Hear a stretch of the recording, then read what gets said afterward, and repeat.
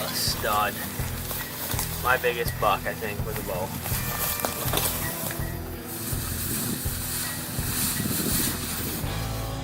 I'm gonna let him get through the gateway and then I'm gonna hit him with a couple grunts. See if we can't pull him back up here. There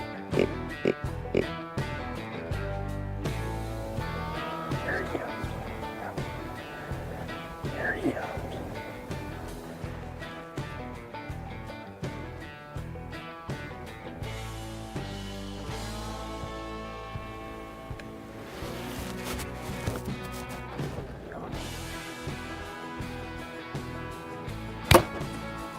Smoked him. I just smoked Whitey. It's 10 after 6. I just hammered him. He came through our old gateway. I gave him a couple grunts. He came right to us. Probably 27 yards. I hammered him.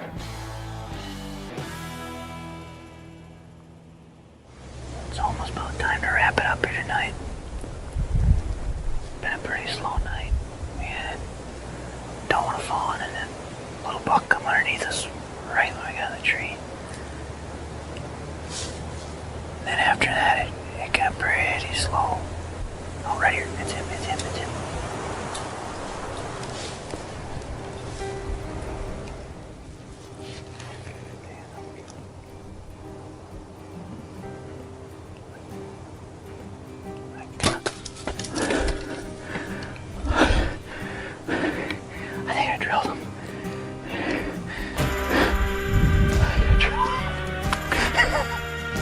Gee, look at the brows on that buck. He looks almost identical to my 10 last year. What a freaking awesome deer.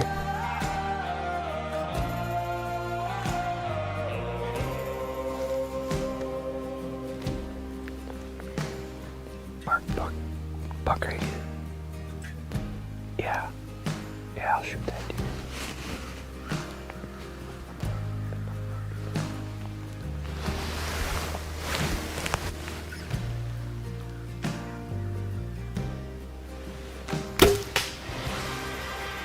We've literally been in the tree. I don't even think we're completely set up yet. That deer. Oh yeah. We had phenomenal blood for 400 or 500 yards and just never stopped. He bedded twice and must have been bedded and just knew he wasn't gonna make it and fell down the rest of the way of the hill. It feels nice to punch a Wisconsin tag.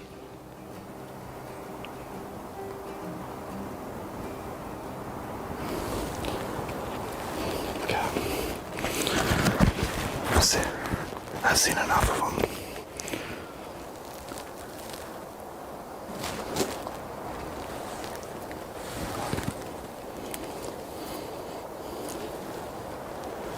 All right, here we go. Ready?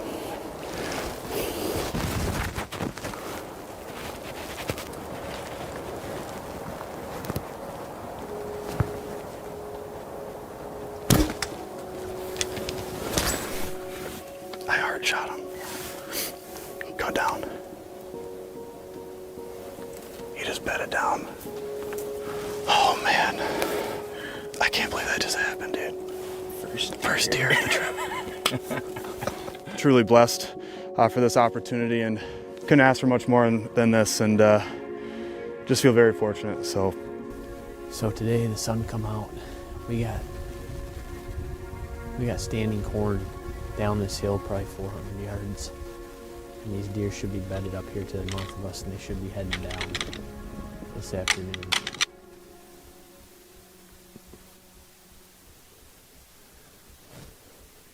Barrett. I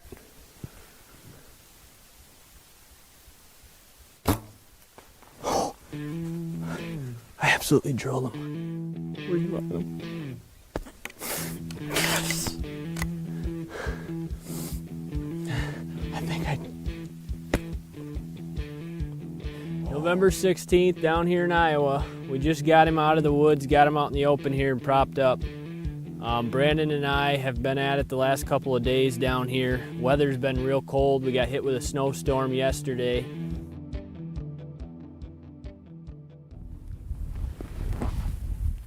We should be about, I was thinking somewhere within 150 yards of this deer now, from where we seen him this morning. Our guess is he's on the other side of this draw here. We're gonna just ease up on the top here and slowly work it and keep looking down in the draws, and hopefully we can run into him, but we know we're getting pretty close to him here.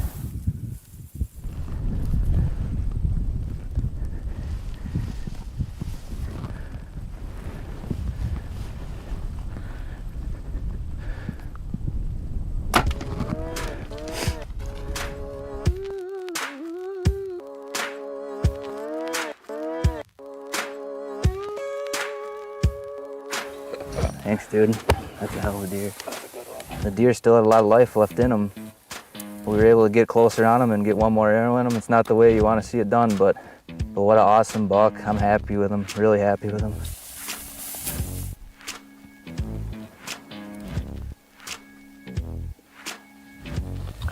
Kind of fed out. The winter wheat field behind us. But the next group is already on its way in.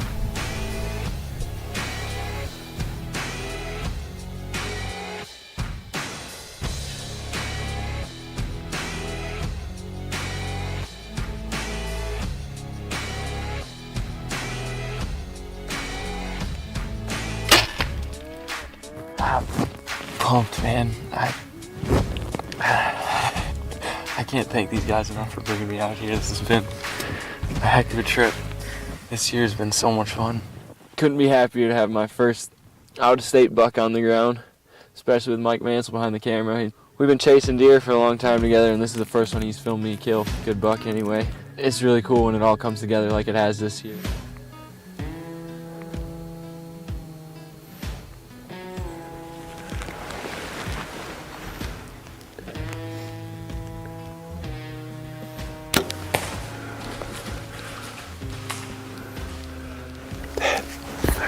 That's not a very high scoring deer, but that deer has been a 200 plus pound deer since summer. I think that deer is old.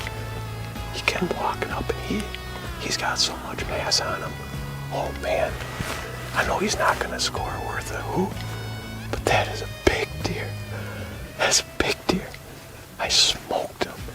Woo, we found him, man. He gave us a good blood trail, but pittered out at the end here. That's a nice main. Oh, just look at that frame. Wow.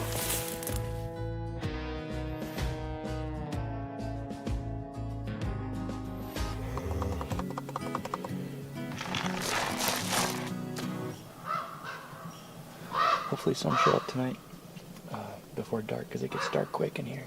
We're in real tall old timber, so not much sunlight gets through, so hopefully they want to cooperate and want to get at this bait early.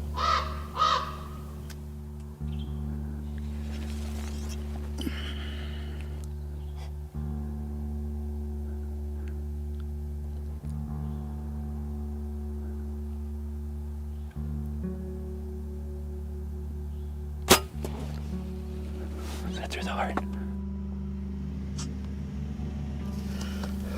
Wow. I was tore up inside. Yeah, good head. Really thought that was a bad shot. Look at that.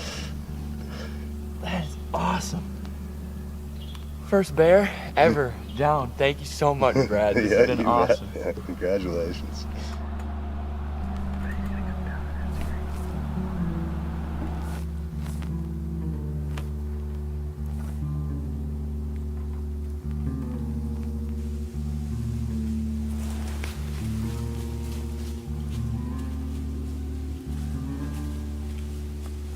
Yep.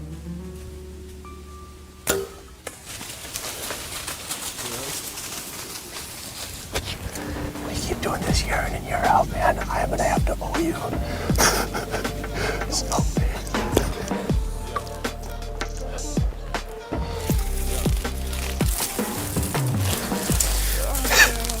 buck down, Dad. Yep. Give me a high five, buddy. I mean, the last 4 years have been a struggle learning a new farm every year. But I'd say we're off to a pretty good start with this one, bud.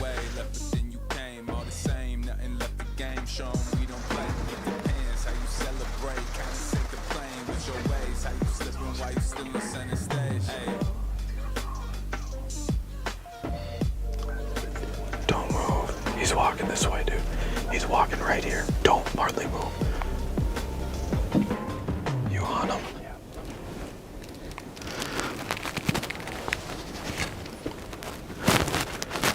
Tell me when you're good, Logan.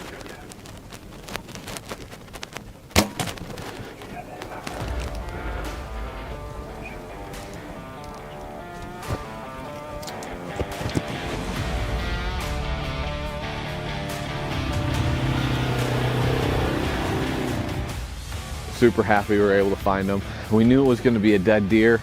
It was a little low, a little back, but he was quartering away super hard. So the hunt was awesome last night. Decoy Dan did his job. See him in the bottom.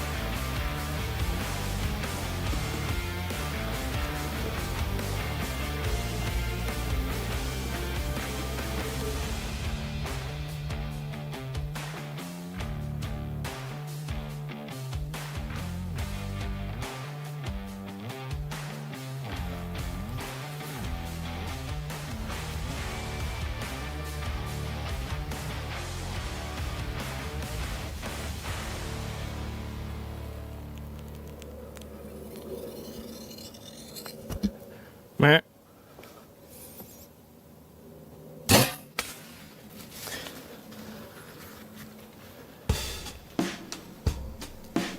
I thought my shot was a touchback. It looked like lung liver. And he ran across a creek and he kind of hunched up. And then he went up the hill and we watched him crash. He's laying dead probably 90 yards from us.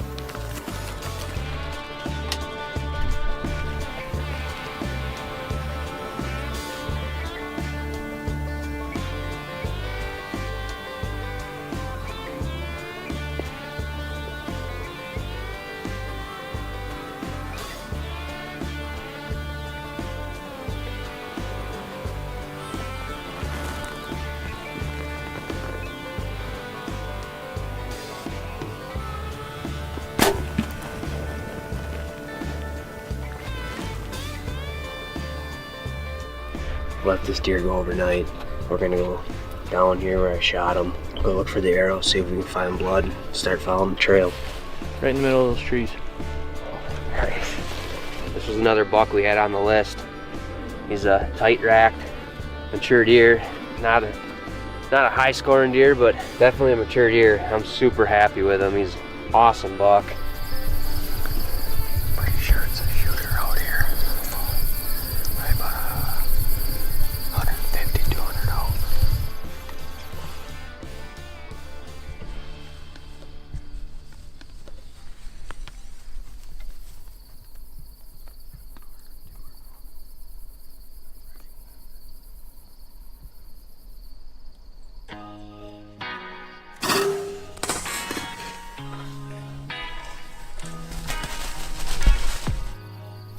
He just went down in the field right there. Oh man, does that feel good? What here?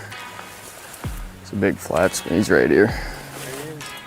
First velvet whitetail opening night in North Dakota, 2019. Couldn't ask for anything better. And to start off, I mean, we weren't in a tree more than 2 hours to start the season.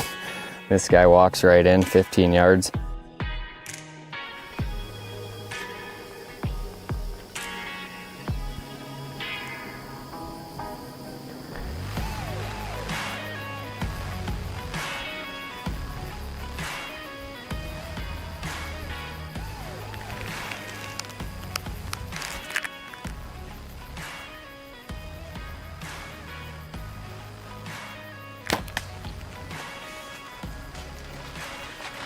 Come on.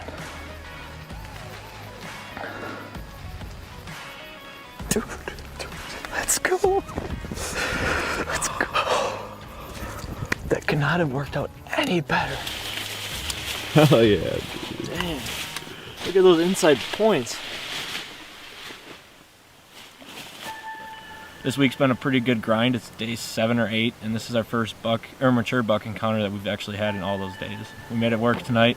Great night, great buck.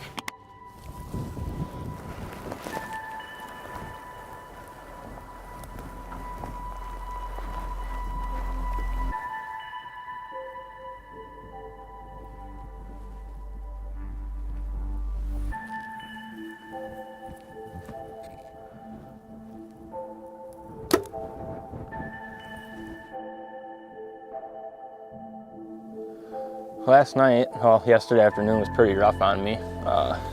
We watched this buck go into this last draw probably, I'm gonna tell you, 1,000 yards from here yet. And we waited for what we could see. He never come out. He wasn't in there. I found a little bit of blood, but it's so hard to find blood, and it hits this grass, you can't see it. Coyotes are terrible out here. I figured the coyotes would have got him last night, and they did. I actually walked right up there last night. We got up here this morning, and there's magpies all over. November 9th, Logan and I just got out here to Ohio. We drove straight through the night after Logan got done with work. We got here about 4 something this morning. We're not familiar with this area that we're going into, so we just let it get light out. And now we're gonna walk up in there and take a look around. I think she's by herself. I could zip her in there. Logan, there's a big buck. Logan, get on. You see him? I'm zoomed in, Max. Yeah, I see him. Mer.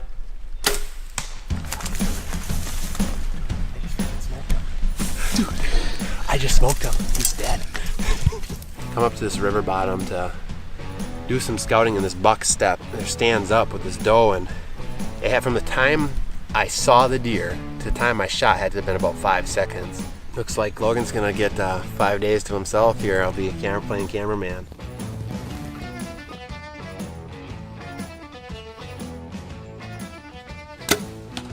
Nice shot.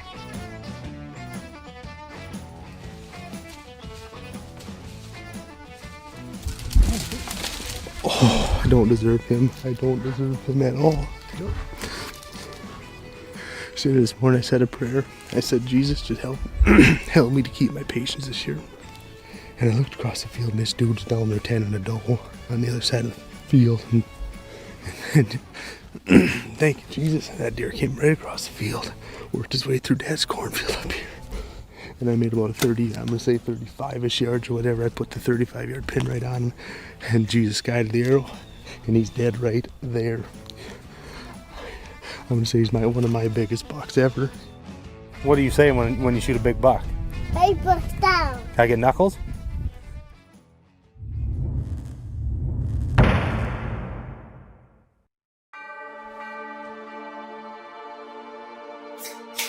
Look alive, everybody. So I hope this tickles your fancy. Put it down. Let's go, baby. Got him. You're gonna make the 7. Yes! Come on. Hell and I'm gonna break it down for the paper, shut it down. I am the icebreaker with a filmmaker's hands up, cause we going wild. I am a giant, I got the sauce and I'm never missing when I'm taking these shots. Got you it, undefeated, but I am a boss. Get over here, I'ma give you that loss. Number one now, never backing down, we want it all. We gonna shut it down, come on, bring it now. Never slowing down, we want it all.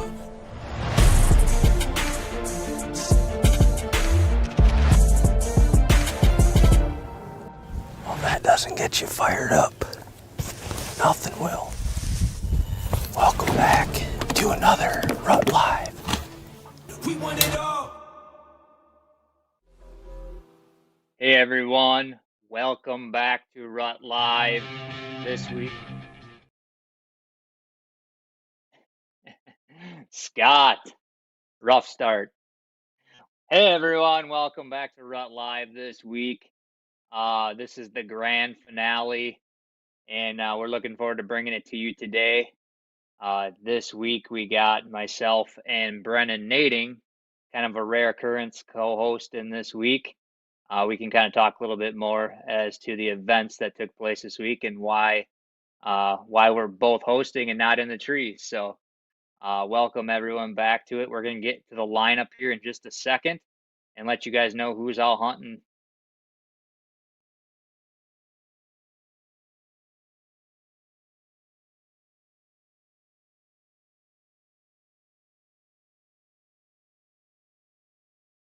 Yeah, Spitzley, what are you doing behind the scenes back there? Screwing up the start of the show again.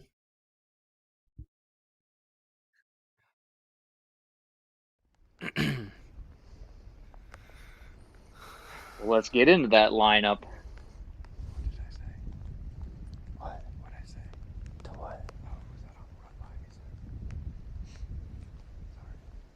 What are you talking about?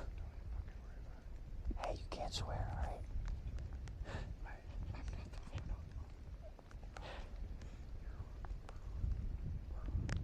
Okay.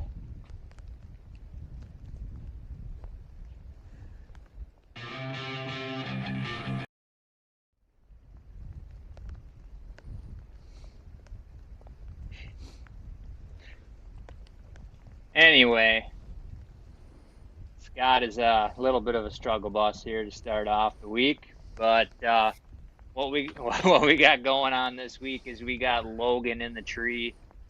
He's hunting northeast Iowa tonight with Andrew. And then we got Jaden, one of our TVP interns this year. He is in the hot seat tonight on a permission farm of his down here in Iowa. We got Quentin filming him. And we also got the Elliots in the tree this week in Wisconsin, having a little bit of connection issues with them right now, but we'll see. Maybe we can get them back at some point tonight. But they're after dandy of a buck on their Wisconsin property. And then we also got the Eastsiders in the tree. We got Brandon. He's in the hot seat tonight, and Dylan Gulig behind the camera, hunting one of their farms in central Wisconsin. B. What up? Why you hosting 2 weeks in a row? 3 weeks in a row, I think. 3 weeks Unless in a row. Is it 3 weeks in a row? Yeah, it is 3 weeks in a row. 3 weeks in a row. Because I shot a buck yesterday morning. I've been planning on hunting on the last 2 rut lives, and just happened to get lucky and kill bucks during the week. I filled my Iowa statewide tag on my number one target buck yesterday morning. Very old deer, oldest deer on the farm that I know of. Pictures of him all the way back to 2021. Had encounters with him every year since I've really been keeping tabs on him. Last year he was on the hit list. Unfortunately, when he came by me in bow range last year, he had snapped his rack off just past his G3, snapped his main beam clean off, so we elected to let him walk by and ended up finding his sheds last year, and going into the season, he was at the top of the list, and I managed to get him killed on my second sit on the farm. It was an awesome morning. That's a pretty cool story that we're looking forward to bringing to you guys too. A lot of history with that deer Brennan had. And that's actually the buck. Was it the first live we did this year that you had the encounter with? Yeah, he was. That would have been on October 18th. Jaden was filming me. It was on a live. We did film him that night. I don't know how well you guys that are viewing could see it because it happened quick. It was in the timber, a lot of leaves on the trees. But we did get to watch him that day for probably a couple of minutes. He ended up running out of the draw, chasing a doe pretty hard that night. But yes, it was that deer. Jessica Slominski says the big shots are hosting tonight. Yeah.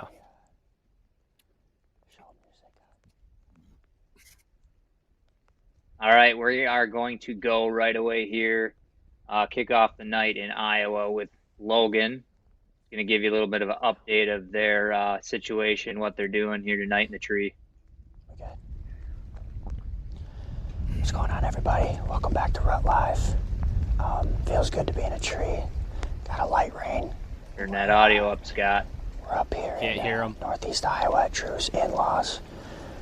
We're after 2 or 3 mature bucks that we've had on camera a couple times recently, and a lot this summer.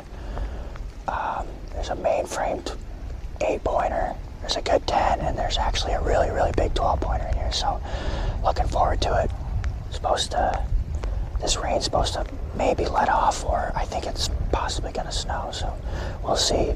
Feels good, feels bucky. So hopefully we can't punch a tag. If I punch a tag early, we actually have Drew's bow in the tree. We might get a little western tonight, and things could get interesting. So stick with us, and it should be a good night. All right, we're going to go to Jaden here. Once Quentin gets out of the way. Classic intern shit.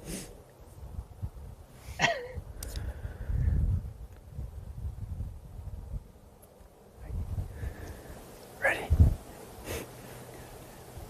Good. Welcome everybody to RUT Live.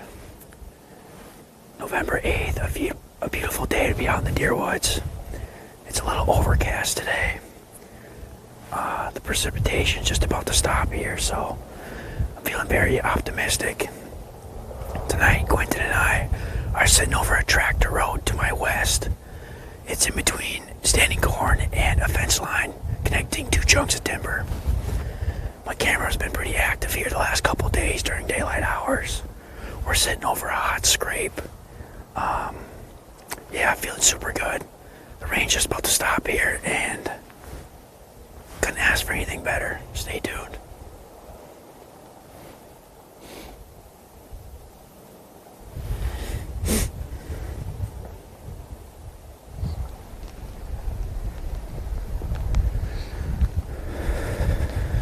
Middle of that. All right, so there you have it. We got Logan, like Mike mentioned, up in northeast Iowa. Jaden is, I would say, central Iowa. Jaden's actually hunting a permission piece. Like Mike mentioned, he's one of our interns this year. Him and Quentin both come from Wisconsin. Quentin's up in the Wausau area near Merrill, and Jaden's coming from Stevens Point. And they did quite a bit of door knocking when they moved down by the office here this summer. And Jaden got lucky and landed a permission farm, and that's where he's hunting tonight.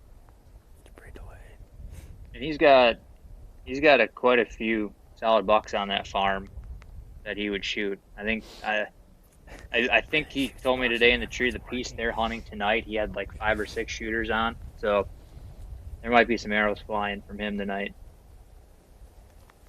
Hopefully.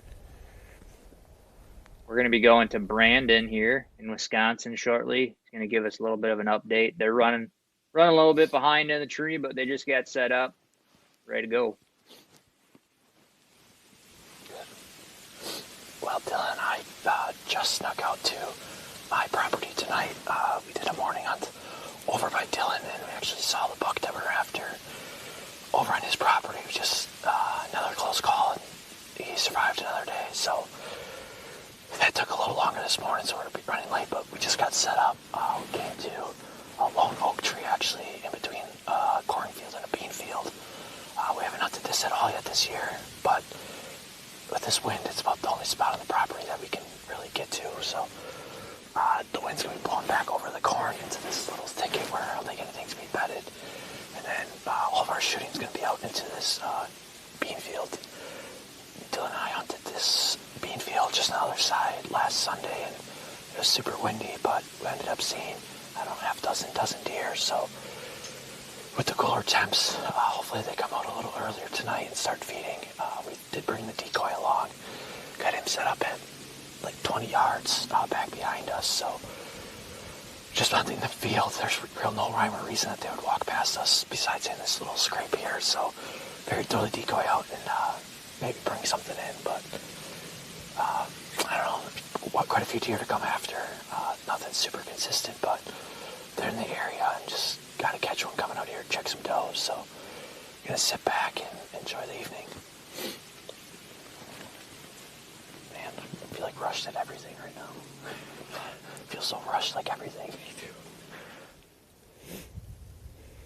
There you have it. Brandon and Dylan feel rushed. Running a little late. Sounds like, but at least they had an encounter with that buck Dylan's after on the other property this morning. I think they've Better late than never. Yeah, for sure. Yeah, unfortunately, the Elliots are not on right now. Their service is giving them fits.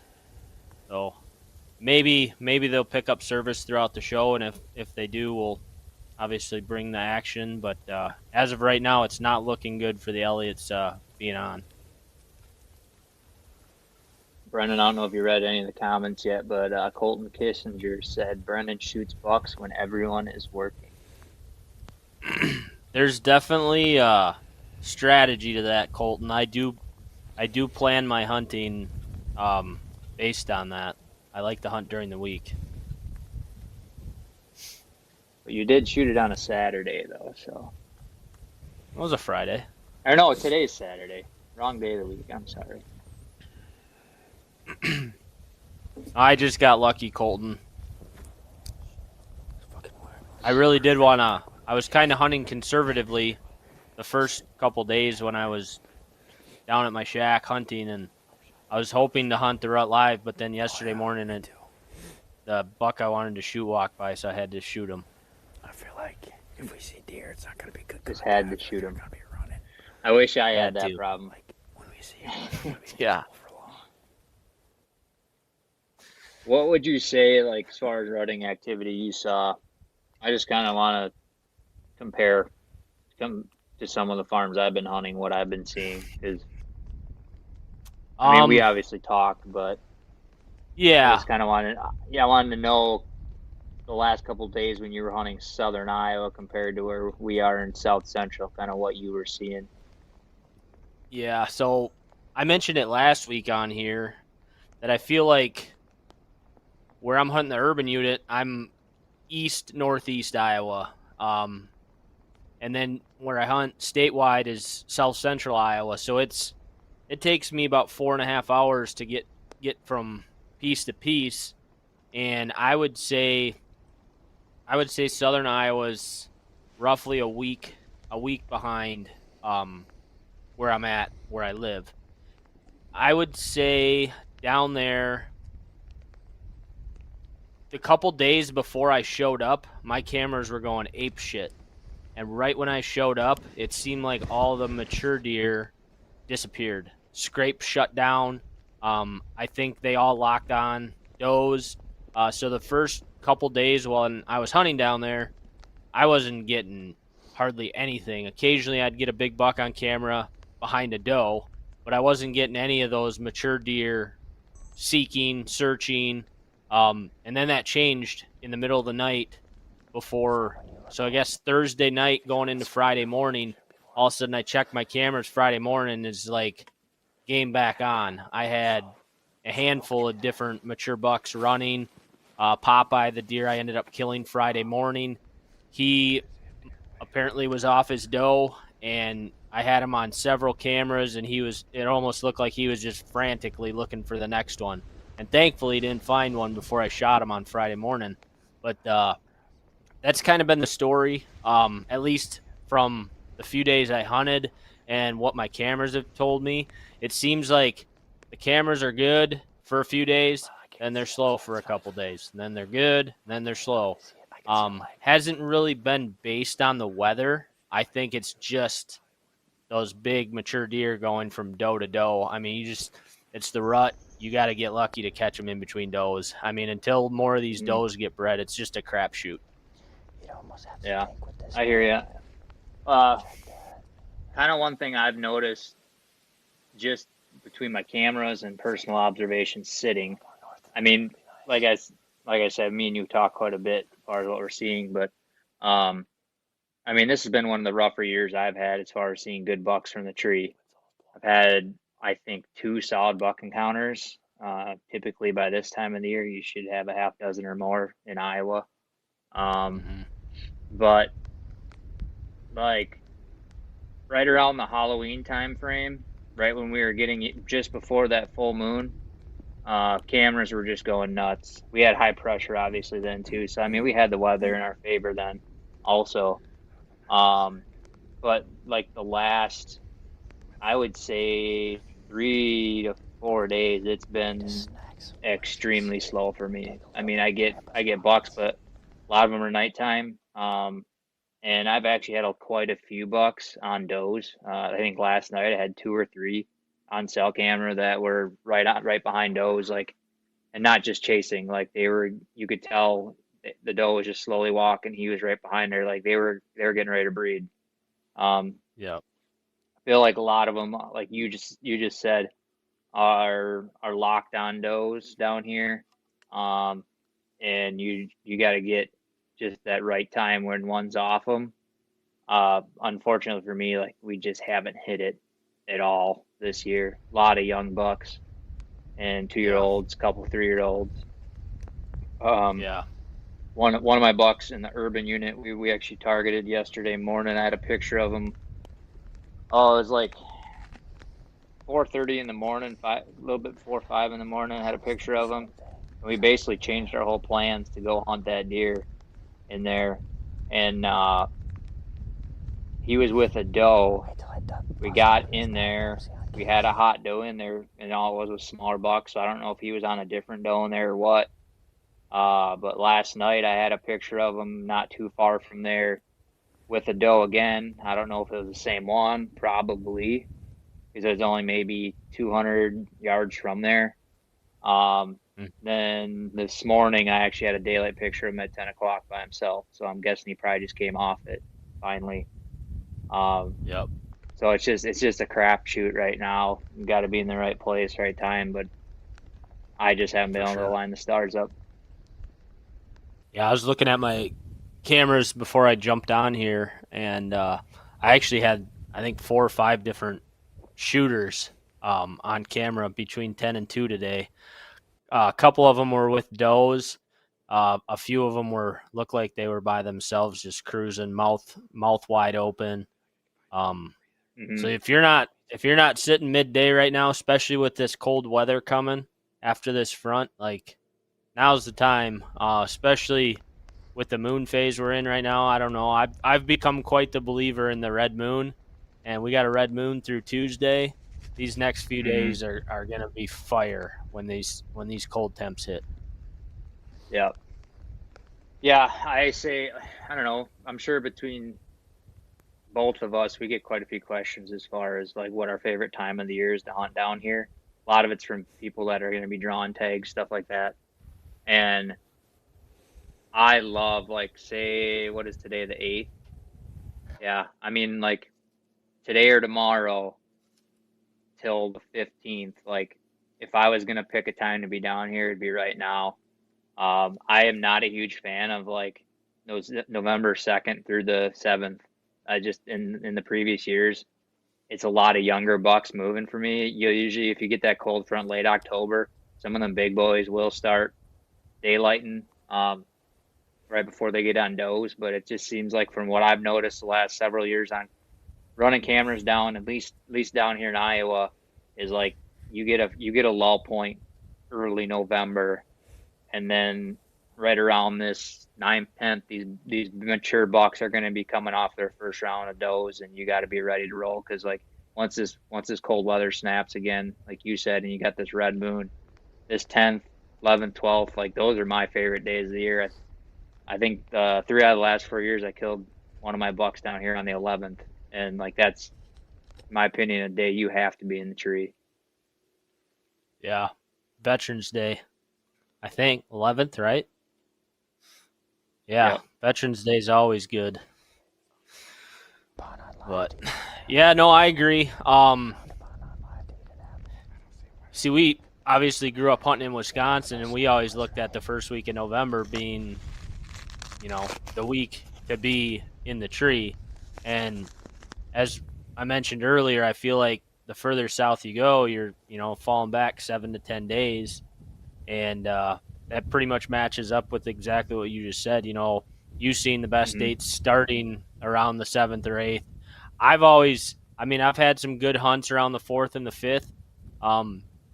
But I agree with Mike, like after the 7th, particularly the second half of November, I mean, if you're targeting like killing a giant deer, I truly think the 20th to like Thanksgiving is the Yeah. time to kill an absolute monarch. Not that I've killed many of them, but I get a lot of giant deer on camera in that time frame.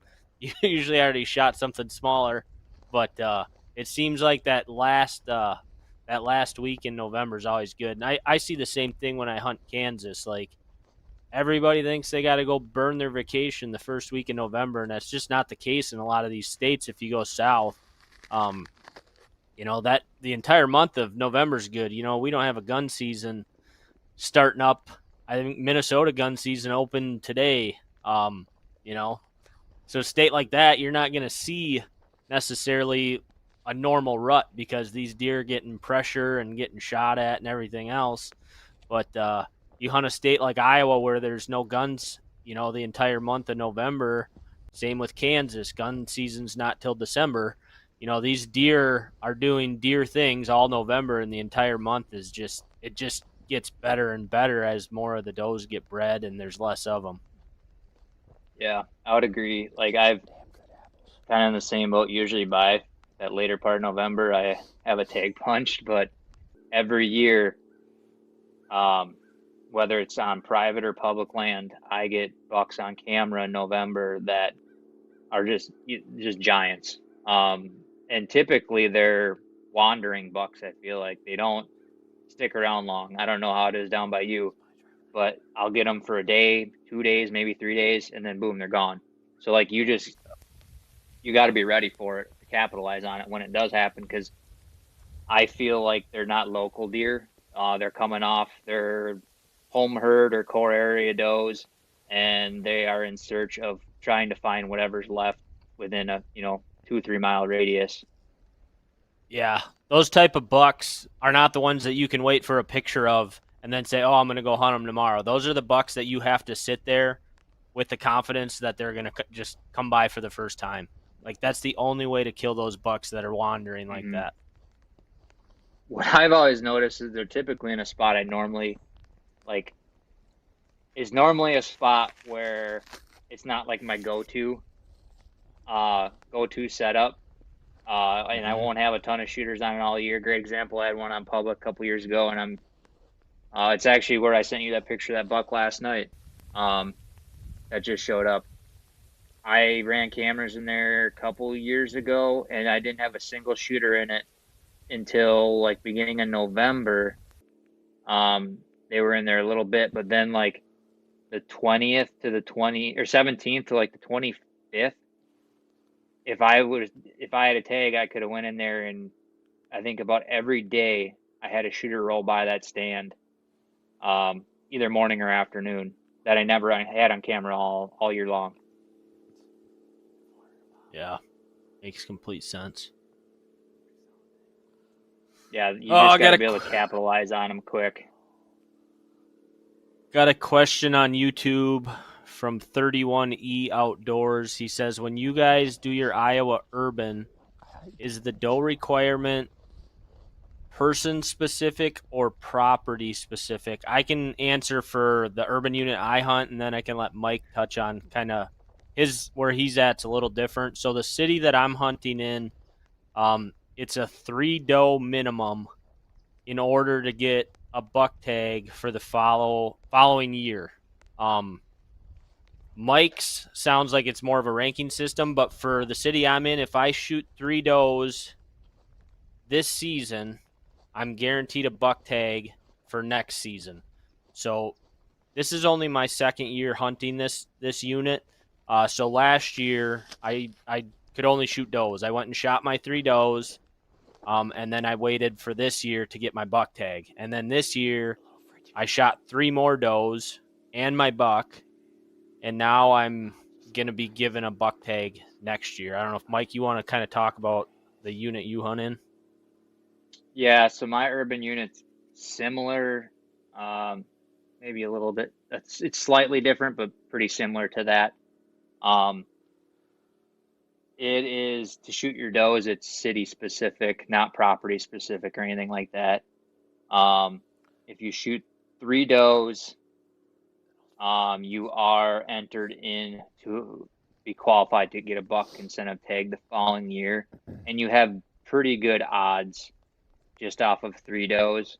If you shoot 5 does, you're 100% guaranteed. And from how I was explained with this, the guy that runs that city's program is the state of Iowa issues a buck tag to the city for every 5 does that are harvested. So typically, like how he made it sound is if you shoot 3 does, your odds are very good because there's going to be other hunters in there that maybe only shot 1 doe or 2 does, and those does go into the total of how many buck tags are issued. So you don't necessarily have to hit your 5 to be guaranteed. But that's kind of how I was explaining the city hunt I do is ran.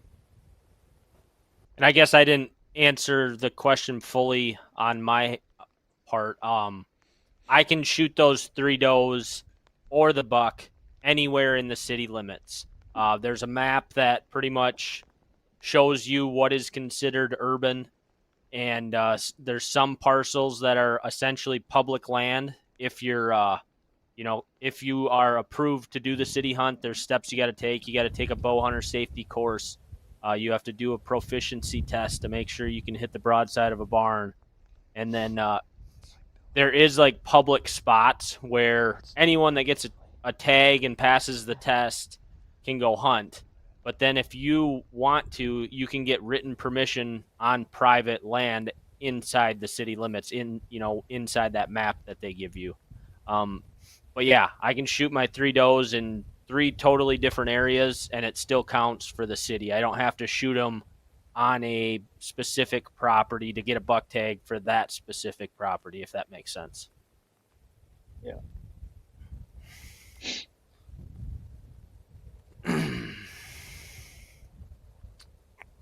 Just reading some of these comments.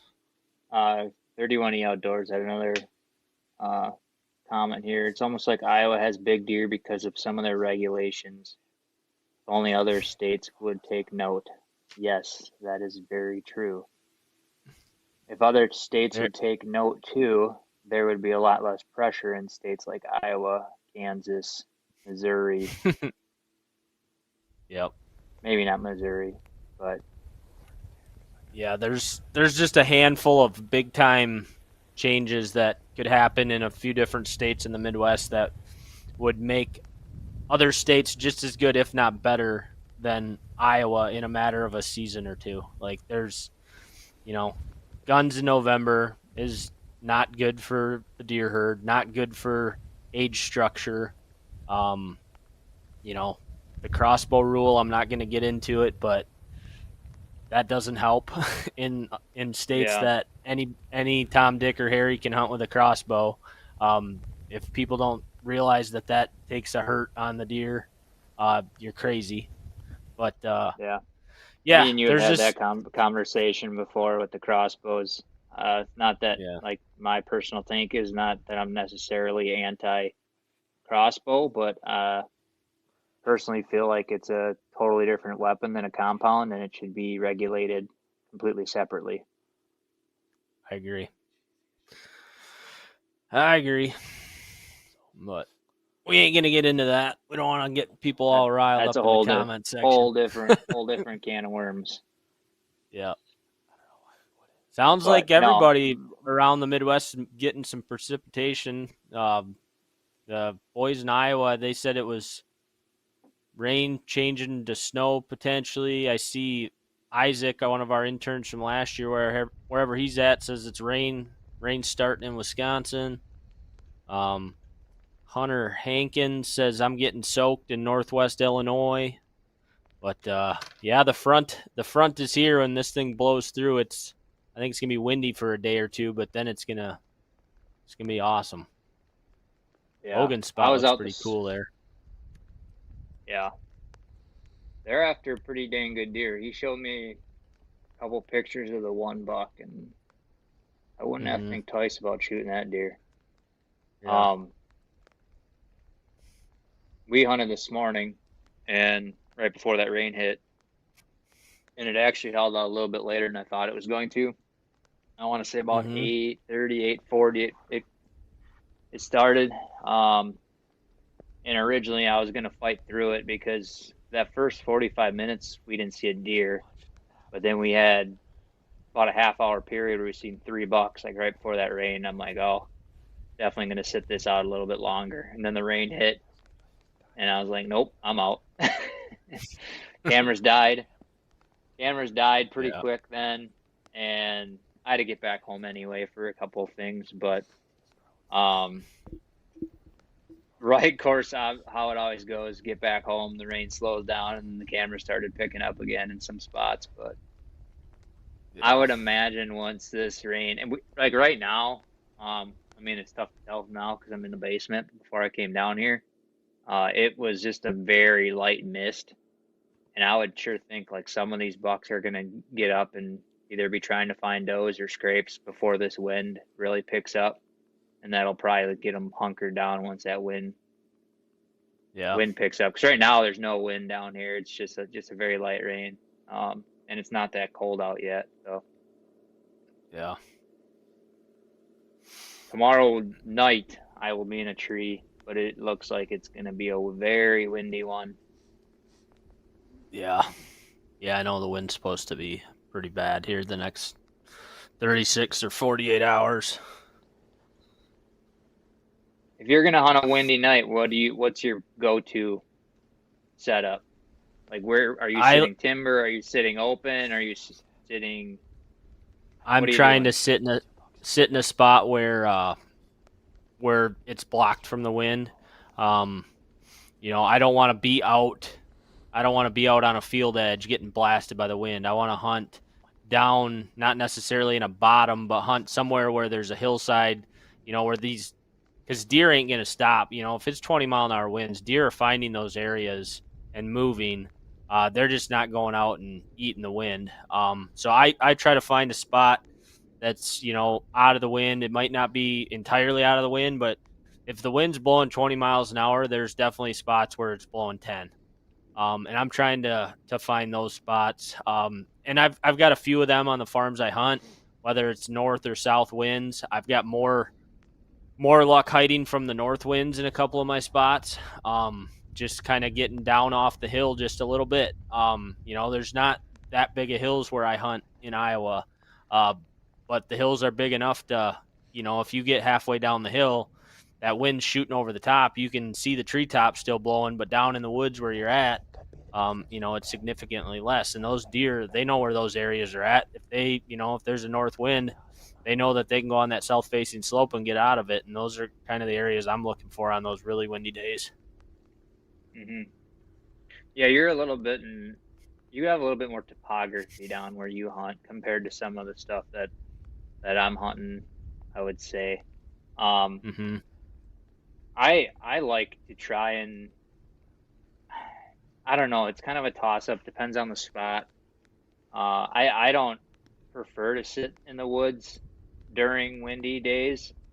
It's nicer because you're blocked obviously by the wind. But you can get caught off guard so easy, and that drives me crazy when you're sitting in the woods, you can't hear anything. Mm-hmm. So I'd like to kind of be in like a CRP area, like if you can get low, but somewhere that you can visually see deer coming a lot better is what Yeah. I usually like to prefer. Mm-hmm. Um, I feel like in the timber on windy days, the deer are a lot more on edge. If they get out in the open areas, they're a little bit more prone to being not as stressed, if that makes more sense. Like I think because they can visually Yep. see better, their stress level goes down. But they need to be also like kind of like I was saying in the open, but in a low setting. Yeah. No, I agree with that. It is definitely makes it way harder when you're in the woods and it's windy because like you said, you can't hear them. They can sneak up on you, but at the same time, they can't hear you either. So it's one of those kind of, pros and cons to it, I guess. They can't, hear you or see you moving if the tree's moving, but you also can't hear them sneaking up on you. So you got to definitely be on your toes. Yeah, for sure.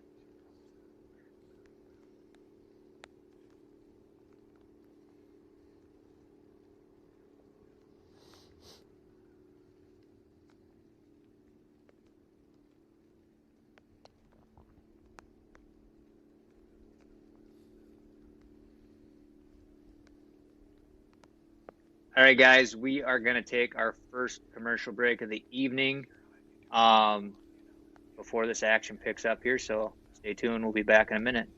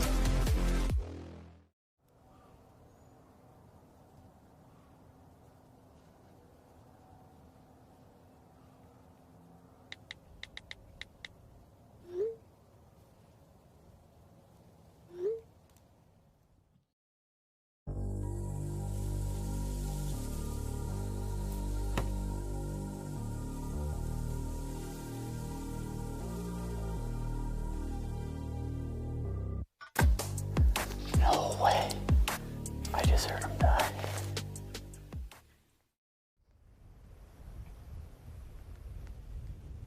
Appreciate you guys sticking with us when we roll the commercials out. Those are obviously the brands that stand behind us and make Rut Life possible. They also are the ones providing us with all the items that we're able to do the giveaways with, which we'll be covering here in a little bit. But back to the hunting action. We got Jaden and Logan on the screen right now. Both those guys are in Iowa. Logan's in northeast Iowa. Jaden is in central Iowa. Looks like the wind's ripping. At least where Jaden's at. I can't really tell with Logan, but looks like they're bundled up. Precipitation, rain, snow, all that good November weather right now. Yeah, I saw on Logan's screen a little bit ago, they were overlooking that food plot there, and it looked like some sort of screening they got up. But it looked like the leaves are moving on that fairly decent. Not quite as windy where Jaden is, so. Yeah, and if you guys see the QR code there on the screen, that QR code will take you right to our website with the giveaways that we're going to be announcing here in a little bit. All you got to do to enter is go to our website and make a purchase. Buy a hat, coffee, sweatshirt, T-shirt, youth shirt for your kids. Any purchase on the website gets you qualified to enter into all the giveaways that we'll be doing here later in the show.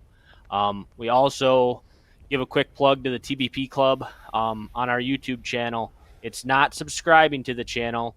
If you go to our channel, you can do it on a computer or mobile device now. Just go to our YouTube page and click join. It's $4.99 a month. Gets you in the club. Gets you entered in our grand prize, which we're going to be giving away after this finale here today. We'll be announcing that sometime this coming week. But $4.99 a month gets you early access to all of our videos. So when Mike or Scott get a video or an episode, a semi-live uploaded to the YouTube channel, sometimes they're scheduling those out a week, 2 weeks, even 3 weeks in advance before the general public can view them. If you're a member to the club, you're seeing those as soon as they're released. So you get that early access. We do quarterly Q&As for all the members where we hop on just like we're doing right now. And we just shoot the shit, talk about hunting, talk about what we're doing in the off season. If it's turkey hunting, shed hunting, deer hunting, home life, whatever. It's just kind of a bullshit session. Just kind of get to know everybody. And so, yeah, if you haven't already joined the club, get in on that grand prize. And that QR code is on the screen, I think, most of the show. So that'll take you right to our website. And I'm done pushing it. Yeah, and if you do join, or if you are a member of the YouTube channel, we greatly appreciate that. But don't message us Monday morning asking when we're going to do the drawing, because we'll probably be in the tree. If you do message us, we might just remove your name from the hat.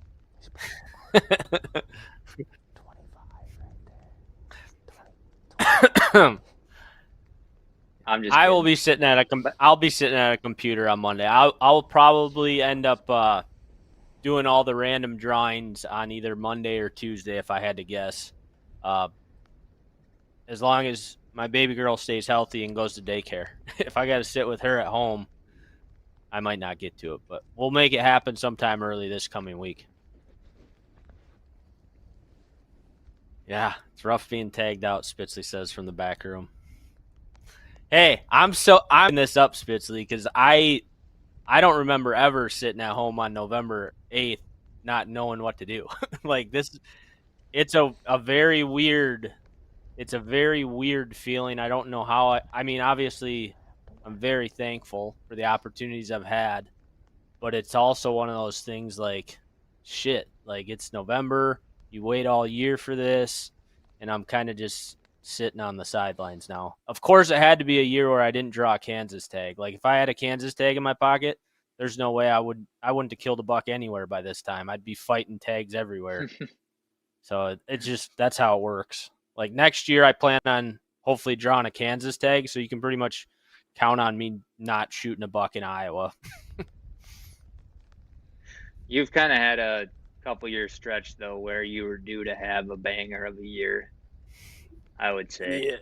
Yeah, in Iowa particularly.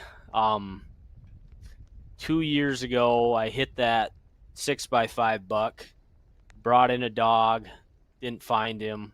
That was pretty much the story of my season. And then last year, I hunted one buck pretty much exclusively and missed him on November 27th after I don't even know how many hours in the tree. So yeah, I kind of was due with my bow.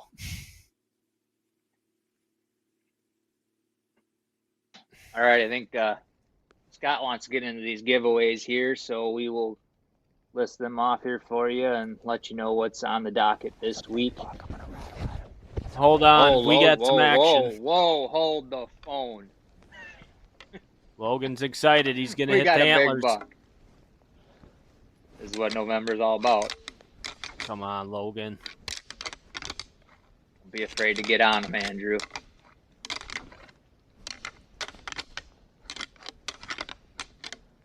Don't hit your thumb.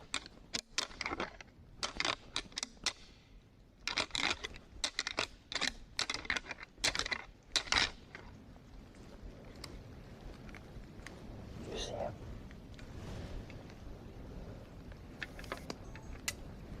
Come on. That's a big buck, Drew. He said it's a big buck. He's looking this way. Give him the snort wheeze. Yeah, right on the right side of that corn. Is that tall 8?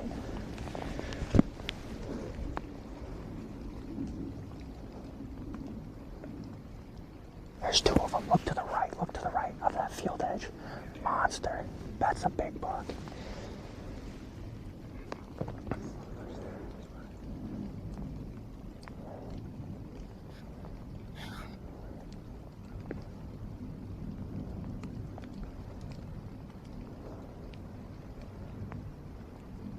All right, here we go. Andrew's going to try to get these deer on camera.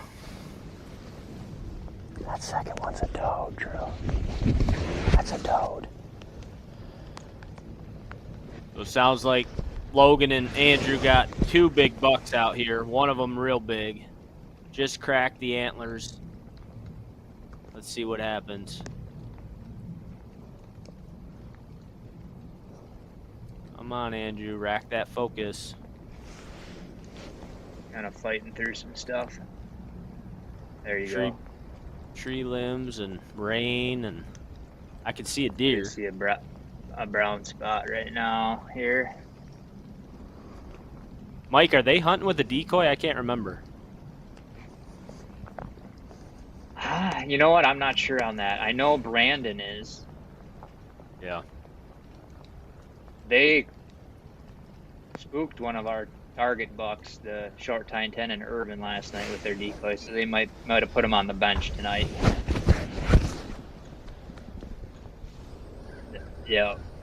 Yeah. But their decoy also They heard it, so I don't know. He looked a little bit iffy. Like I would have definitely spooked if I was a buck.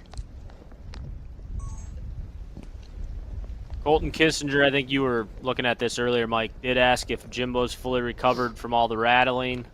I haven't heard from Jim. Mike, you probably talked to Jim more than anybody. What's Jim been up to? He's just scratching his head. He can't figure out what these bucks are doing. He called me the other day looking for some advice, and I just said, it's November. You got to get out there and stick to the game plan, Jim, and it's going to happen eventually. So I said, you get on that kale plot, you get on that clover plot, you keep your chin up. Big bucks are going to mess up. Oh, keep the black racks at home, Jimbo, though. He's out tonight, I believe. Is he? Yeah. I'd be still banging them horns if I was him. I can't tell really That's a what's big going deer, on. whatever it is, though. It's got a big body on him. He said there was 2 bucks out there. He said one to the right more, along the wood edge, I thought. I would definitely hit him again if he's not really paying no attention. He looks like he's just kind of out there feeding. Mm-hmm. I bet he's got a doe standing somewhere.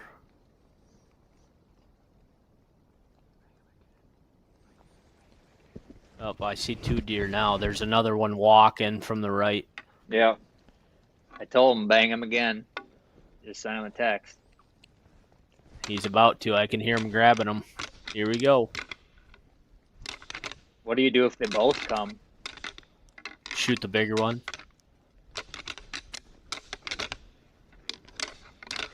That one turned.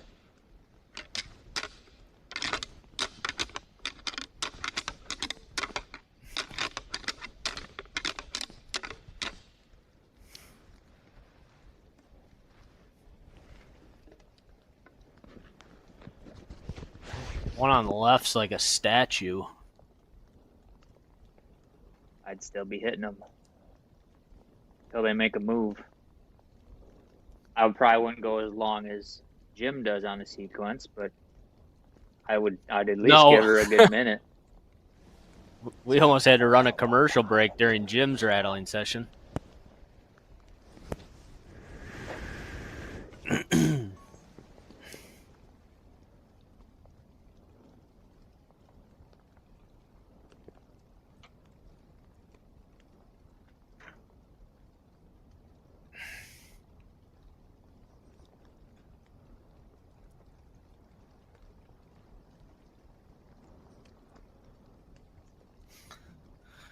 Those of you that are just joining us, appreciate you guys tuning in for the grand finale of RUT Live.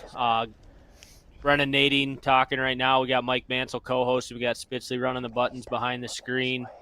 We're looking at Logan in Iowa right now. He is looking at 2 bucks by the sounds of it out in this field. He just rattled at him. Not really sure the backstory, if there's does around or what, but sounds like there's 2 bucks out in that field in front of them right now. One of them is pretty dang nice, according to them. And hopefully we can knock a buck down here and close out season 4 of RUT Live with a bang. Somebody commented earlier saying that we were going to knock 2 down tonight. That'd be a first. We're due. We're due. We've had a couple close calls this year. Last week was probably the slowest show of the 5 that we've done this year. But the week before that, we had a couple close calls. And Mike, you shot a doe in one of the earlier shows, and we just haven't been able to capitalize on a buck. it's kind of tough, you know, when we plan these. Obviously, we plan them for Saturdays when people. You just run that making other moves. buck off. You ran that other buck off. That did look like a both big look deer. Pretty good. They both look pretty good size.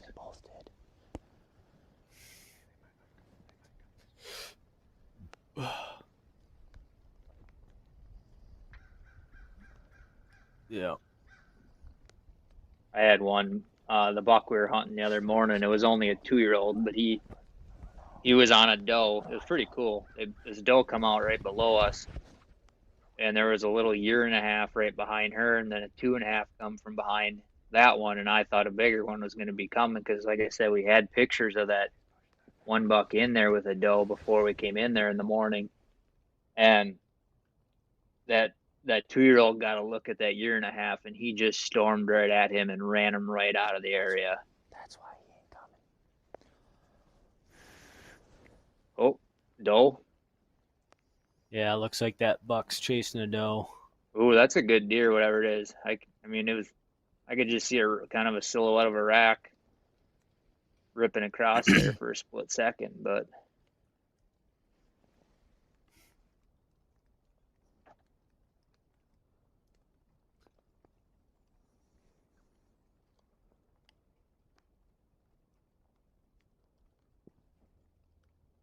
We got Jeremiah Plansky in the YouTube comments. He was a winner of lacrosse boots. I don't know if it was last week or the week before, but he must have just got his hands on them. He said he went with the Cold Snap 2s. I know Jeremiah's up in Wisconsin. He says thanks to the Breaking Point and thanks to lacrosse boots.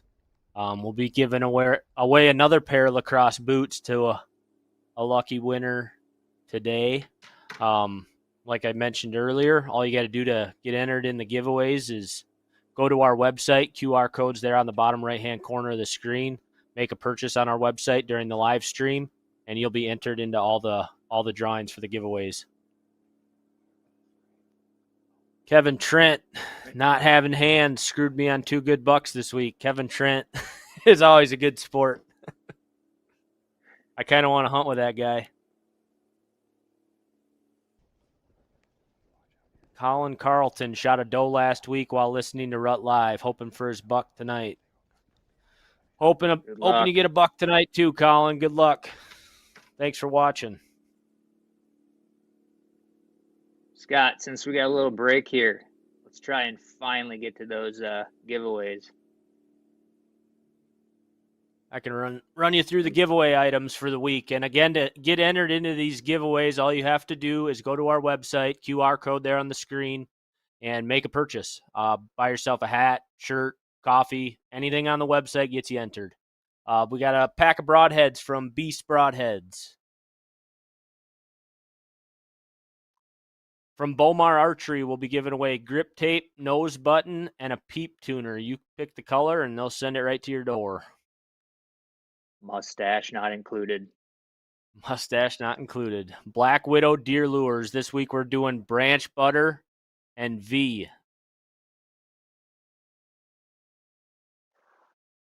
Doing a bag of full rut coffee. Your choice of ground or whole bean. From Domain, we're doing a half-acre seed of choice, and they're going to throw in a bag of pregame also.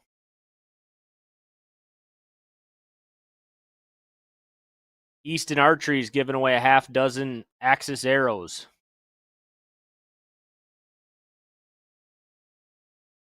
Defense, a water treatment kit. From First Light, this is a big one. We got the Thermic kit, which is their coldest weather kit. You got the jacket, the bibs, and the hand muff. That's a pretty good value. HHA giving away a Nitrix Pro bow sight. You got the choice of 1, 2, 3, or 4 pins. Hunter Safety System giving away a shadow harness and a lifeline. Lacrosse boots, like Jeremiah Plansky just mentioned. You get a free choice of boots. Go to lacrosse website. Any pair of boots on the website, they're yours. Morel targets this week is a YJ400 super duper target. It's a 4-sided target.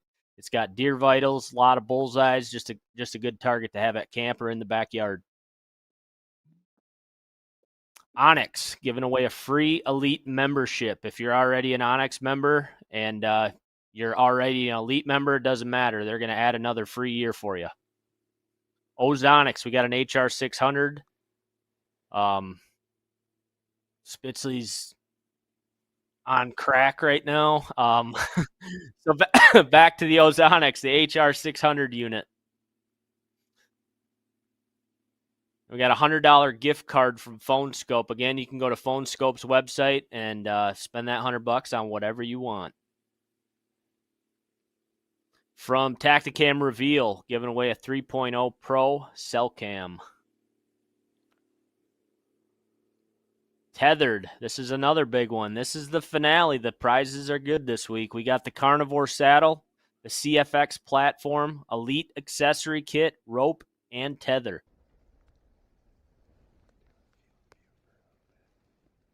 From Vortex, we're giving away a Crossfire HD rangefinder.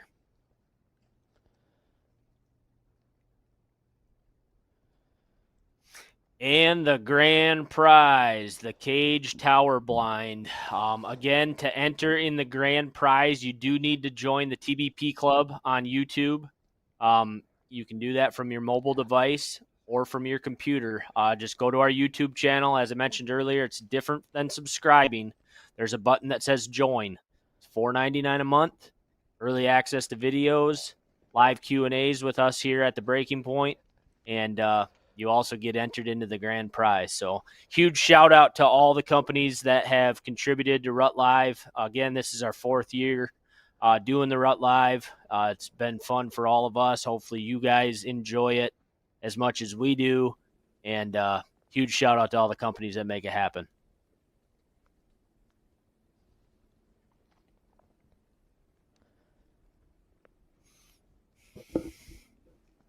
Yeah, let's roll into the trivia, Spitz. Might as well. It's kind of slow right now for everybody. Nothing's really happening. Let's get to the trivia question.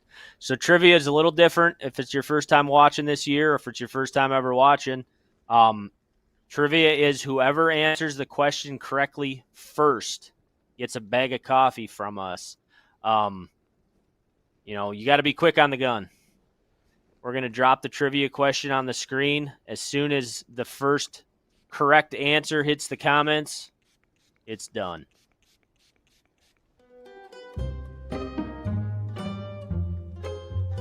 What was the name of the buck that Brennan killed during the early muzzleloader season this year? Was it A, Frame, B, Mini Mag, C, Big Ten, or D, Jigsaw? Comment Kevin first. Trent. Kevin Trent, We got a ding, winner. ding, ding. A little All right, slow, Kevin. Hunter Vice. Kevin, you were correct. The correct answer was Jigsaw. That was a buck I killed with early muzzleloader this year. Just message us on either Facebook or Instagram and let us know if you want ground coffee or whole bean coffee, and also give us your mailing address, and we'll get that sent out to you this week. He was quick. For not having hands, he was real quick. I do see in the comments some Joshua Smith comments. Is that our Josh?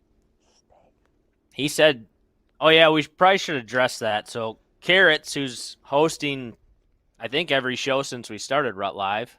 Correct me if I'm wrong, Spitzley. We unfortunately had to let him go this week.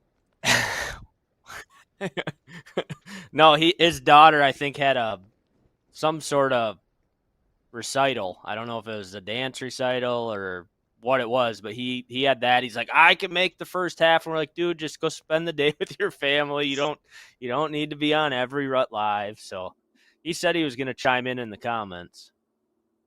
We do like the dedication, but that's going to come out of his pay.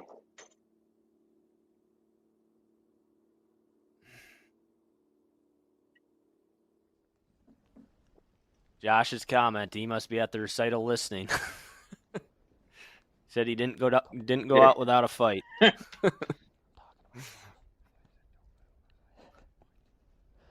I just hope that we can make you proud tonight, Carrots. We got some big shoes to fill here. Josh is our top fan right now on the YouTube comments. You better pick it up, Jessica.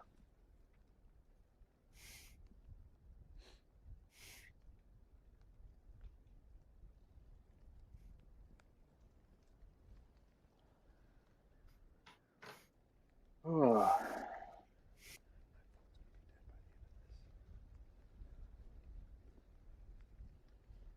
Good thing you know how to get home. Good thing you know how to get home.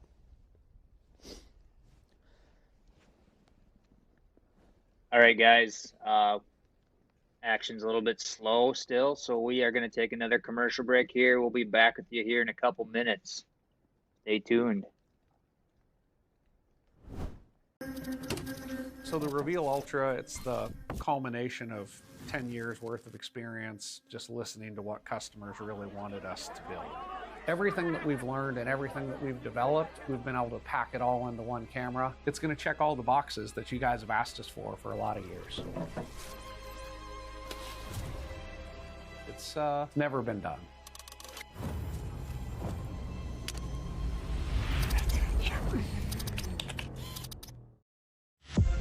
At HHA, bow hunting is in our blood. At the moment of truth, there are no shortcuts, no excuses. It's just you and your bow. So when we build a sight for these moments that take your breath away. For the past 40 years, we've been setting the tempo for bow sights in the hunting industry, and this year we did it yet again. New for 2025, the Nitrix from HHA.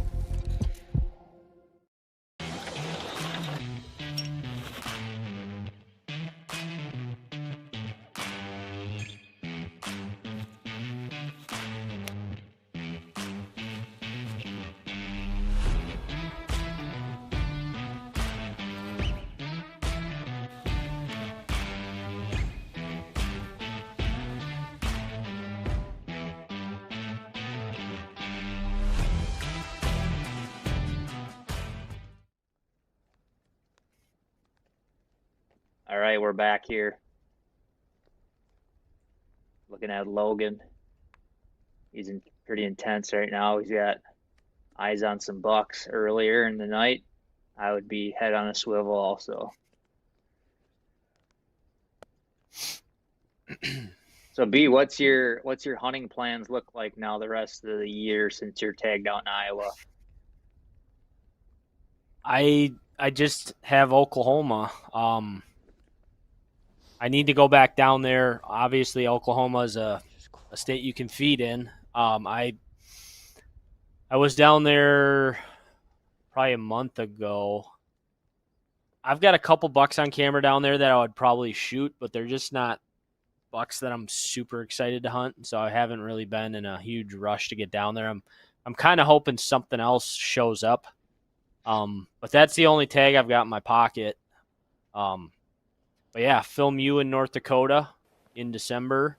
Might help out if somebody on the crew needs somebody to film here some point in November. I'll do that, but right now I'm just kind of soaking up time at home with my daughter. And yeah, it's a weird feeling. I don't remember ever being sitting around this time of the year not really knowing what to do with myself. Yeah. Well, it had to be part of God's plan to just tag out so you can spend time at home with the newborn and the family. That's kind of what I'm thinking. North Dakota, though. I am really looking forward to North Dakota.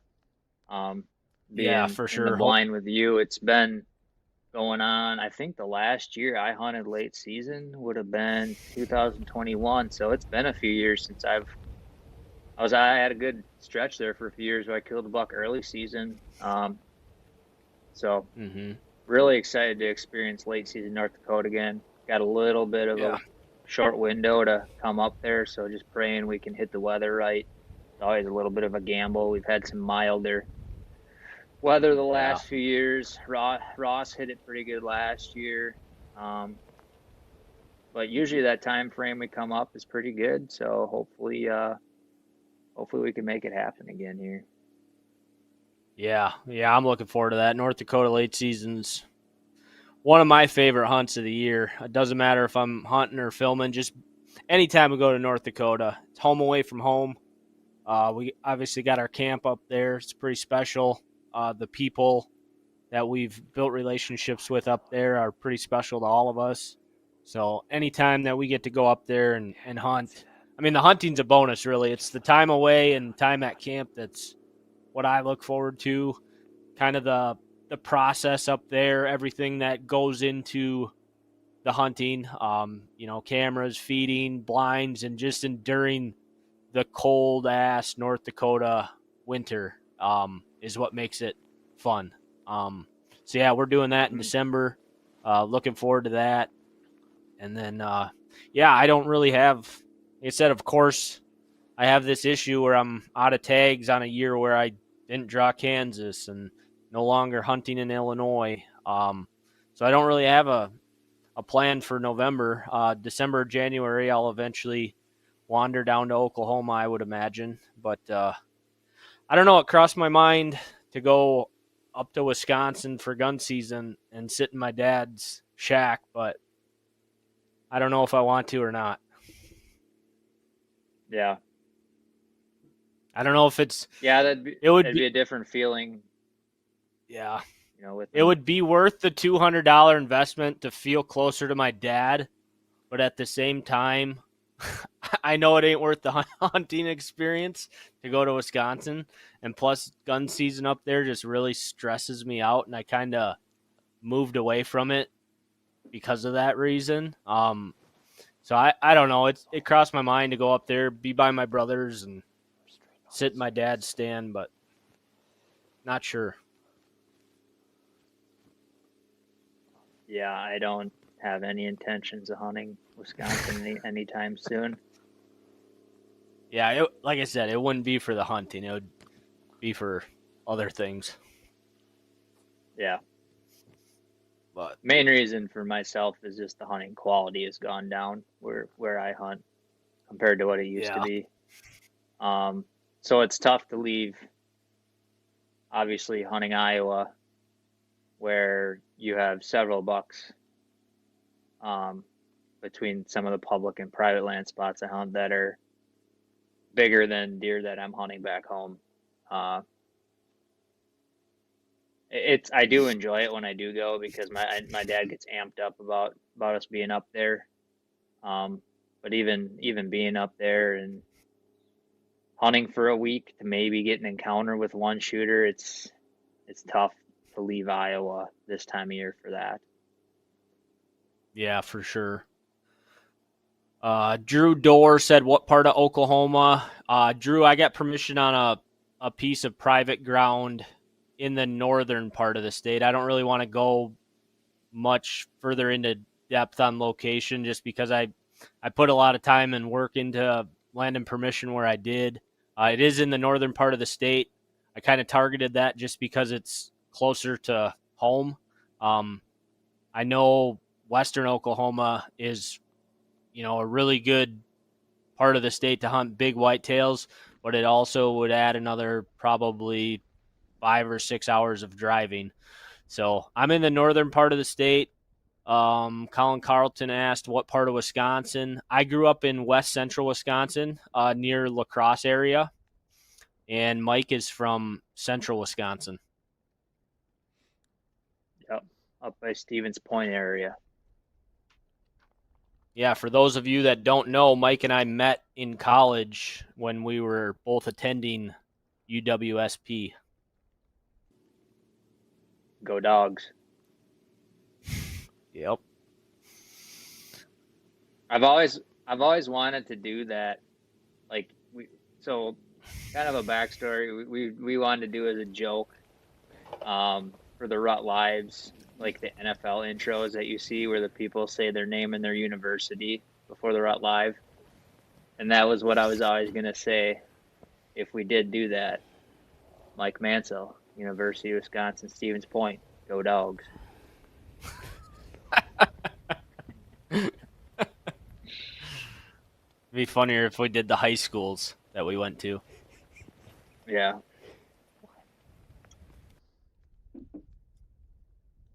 Colin lives in northwest Wisconsin. How far north, Colin?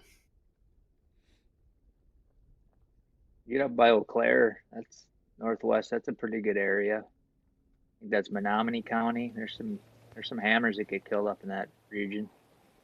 Logan Miller, Wisconsin Orange Army. You got that right, Logan. I think the Orange Army in Wisconsin is the largest army on the face of the earth. Pennsylvania might. I'd have to look it up. Pennsylvania might beat it. They're both up there. The last time I checked, I thought Wisconsin was somewhere around like 670,000 deer hunters are in the woods on opening weekend of gun season. Something like that. I could be off, but I feel like I heard that number somewhere, which is nuts. Yeah.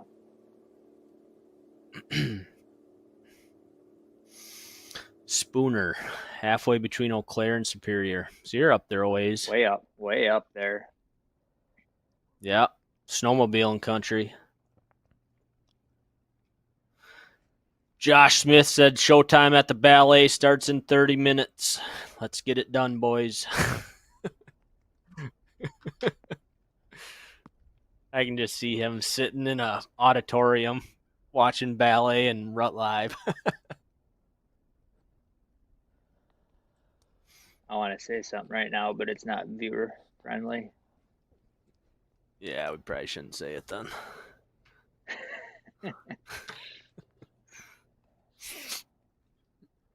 Yep. That's the RX-1. We get a big buck in tonight. Logan's going to hoit him.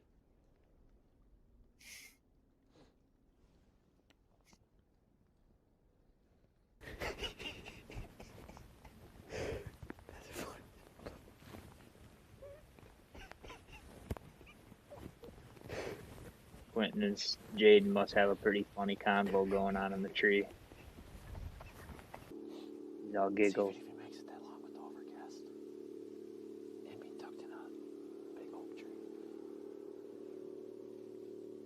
If there's action.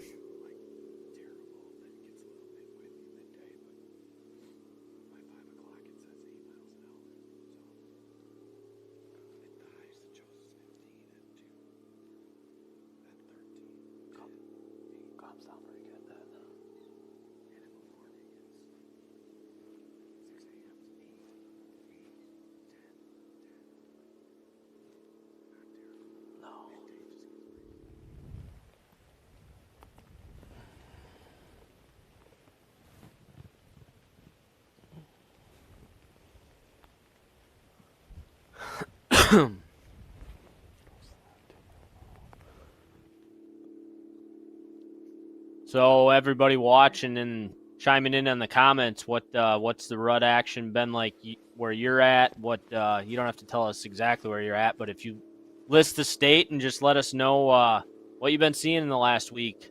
Are bucks on does? Are they out searching? What's going on out there? Just a random thought here, but Brandon, they're not hunting in the rain right now. They might be a little bit later on here. But being a person who wears glasses, I feel like that would drive me absolutely insane. Sitting in a tree with water hitting my glasses and trying to be able to shoot and binoc stuff. Yeah. Like, I would go nuts. Yeah, definitely wouldn't be ideal. But I'm sure he's worn glasses for quite a few years. He's probably figured out, he's probably got some sort of windshield wiper apparatus on him.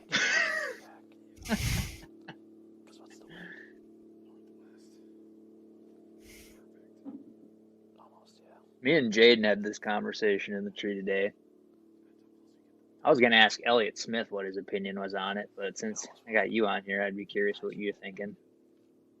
So say you had a 170, like a booner, inside 20 yards, but you got a 200 incher at about 50 to 70 yards coming. What do? Do you shoot the booner, or do you wait to see what the 200-inch deer does? I wait.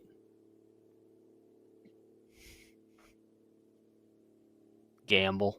That's a tough call. I don't know. You shoot. If you don't shoot either of them, you might have 200 inchers the next year to chase. I've never shot a 170 though, so I don't know. I plug my computer in, it's dying. Sorry.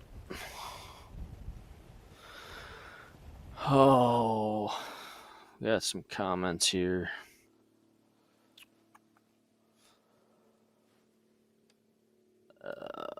Lee Weber says the squirrel rut's in full swing. They've been moving hard the last few days. Drew Dorr says just getting started here in LA. Is LA, is that Los gotta be Angeles? Louisiana. Oh, Louisiana. Okay. Deer have disappeared off of camera, just starting to chase.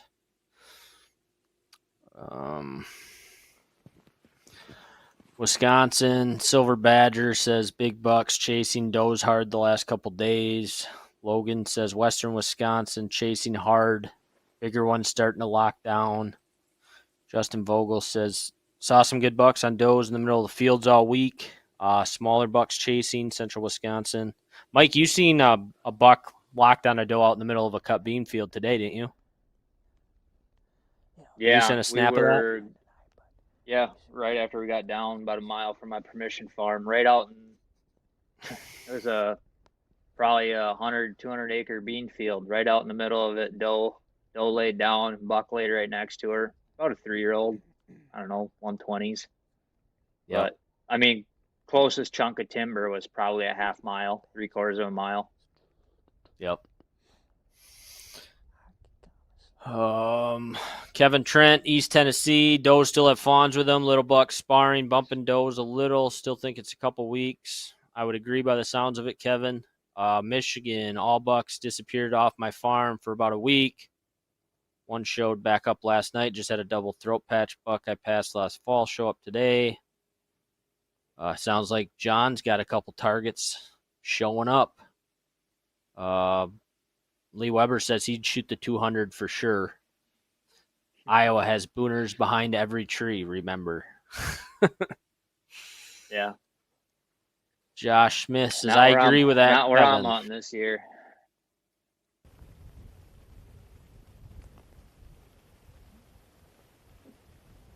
Carrots chiming in from the ballet performance, agreeing with Kevin. 10 to 14 days from mature bucks getting fired up. Tennessee. Pay attention to the recital, Josh. I'm surprised to see the people chiming in from Wisconsin saying they're seeing some big deer on their feet. Usually, my experience is by now. Looks like Brandon might have some action out in the field there. Not sure what it is Usually yet. my experience by now in Wisconsin though is the big deer are pretty locked on does. Like if you don't kill them by the 6th, it gets hard. And then you got that week before gun season, a lot of activity. And it's just like those deer go nocturnal by then.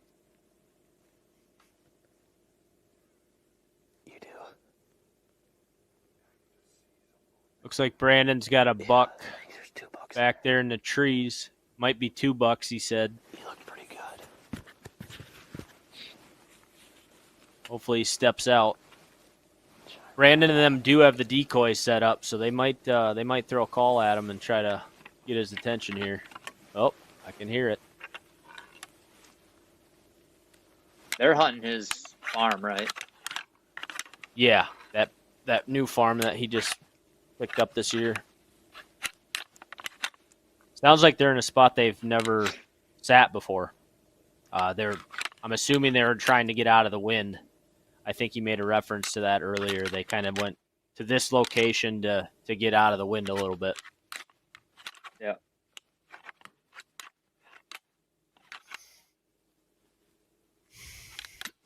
Those don't sound like black racks, whatever he's banging. No.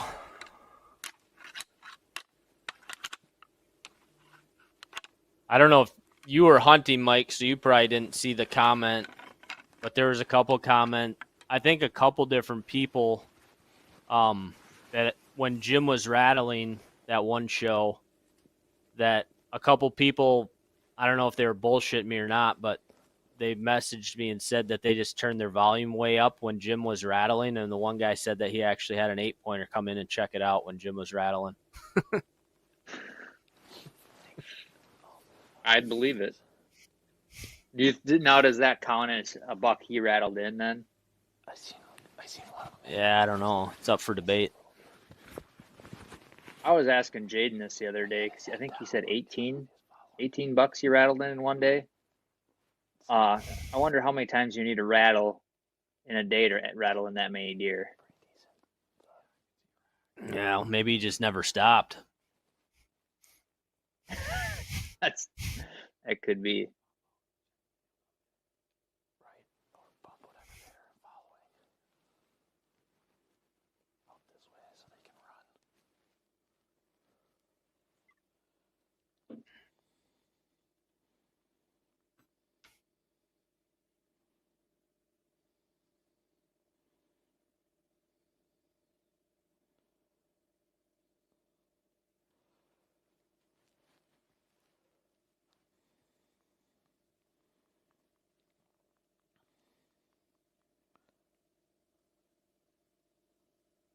Sounds like Brandon's got a couple bucks back in that thick shit there. Spitzley said he could see a rack here a little bit ago. We can't see anything, or at least I can't see anything at the moment.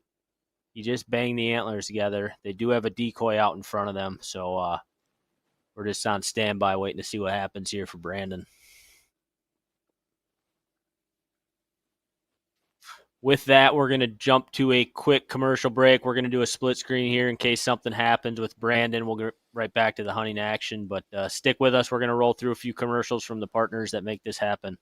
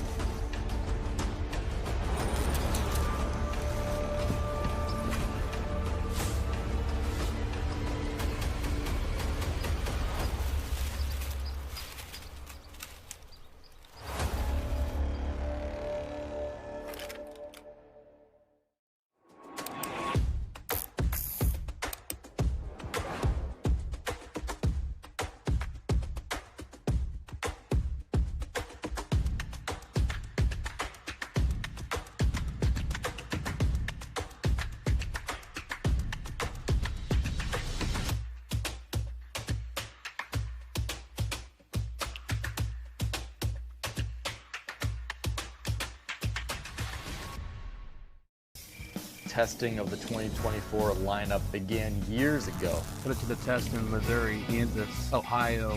That's a beautiful sight. Look at that. Bringing together this collection of minds of people who actually spend collectively thousands of days in the woods. It was pretty amazing to see how quickly they could adapt and go, okay, that little piece is gone and we're going to fix it. It just got fine-tuned into something that, in my opinion, is no doubt the best whitetail gear on the planet. I mean, that's lungs.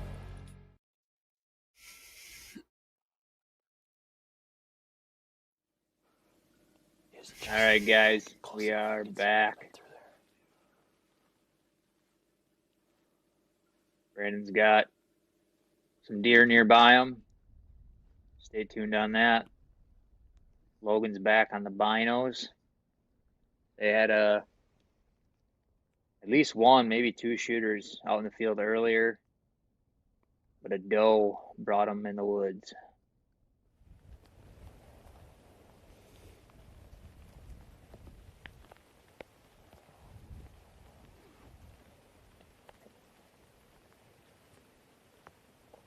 Looks like the rain's coming down pretty good on Jaden there.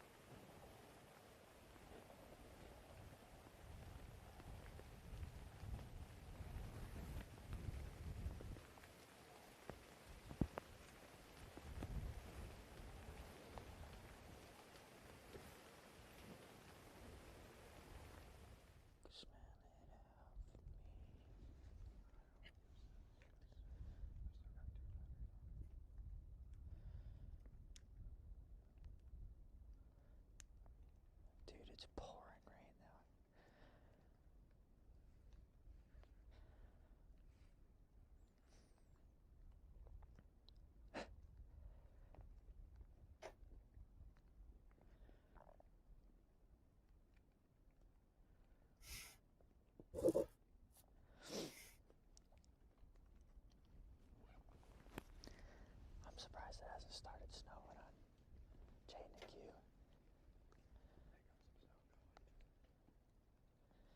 Shoot, we're about to get it too here pretty soon, I'd imagine.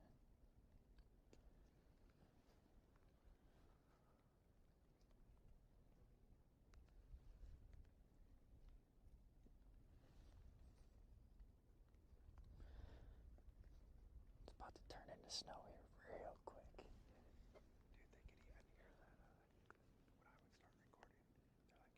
I know, I heard that.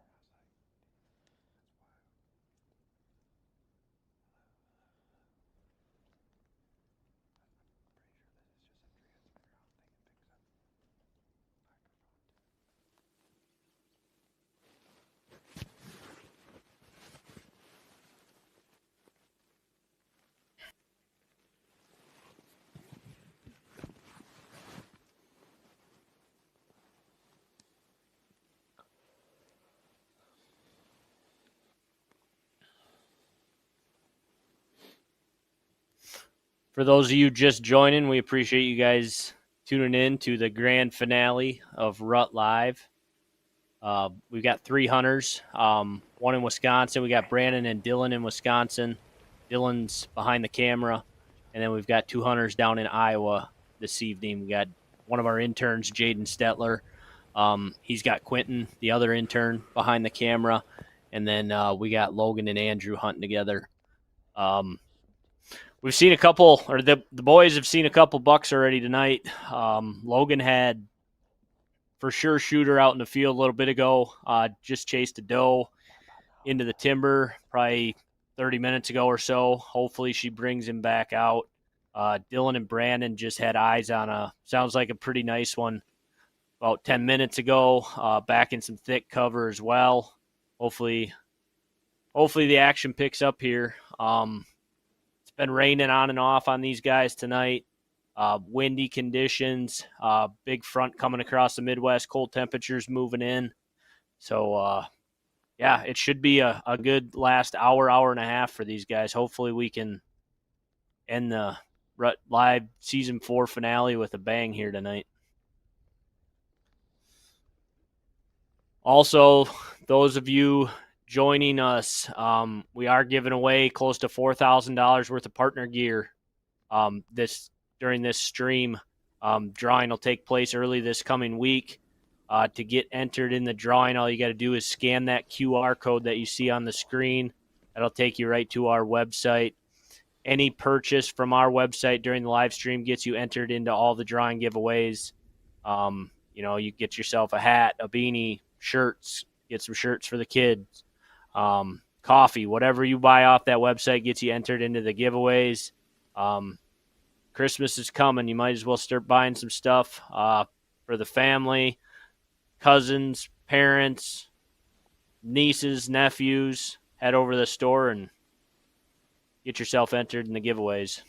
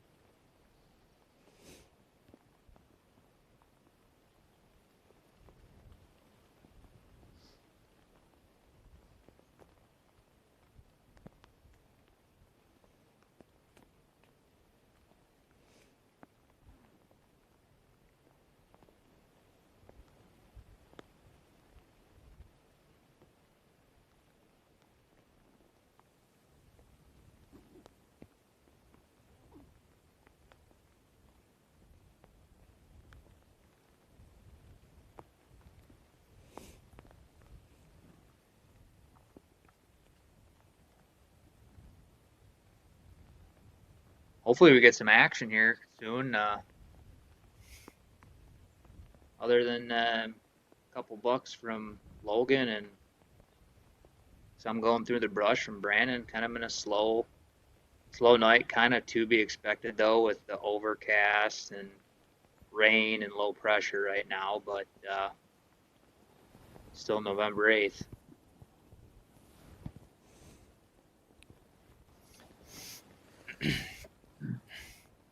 Just need the right doe to come on by. Yeah, that's for sure.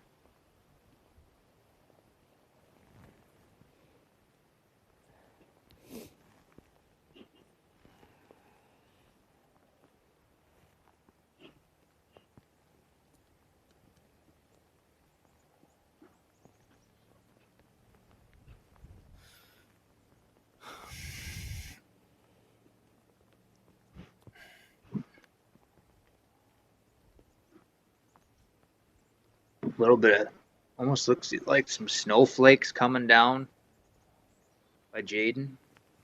Yeah, it does look like it's changing from rain to snow. I know northern Iowa was supposed to get some snow tonight.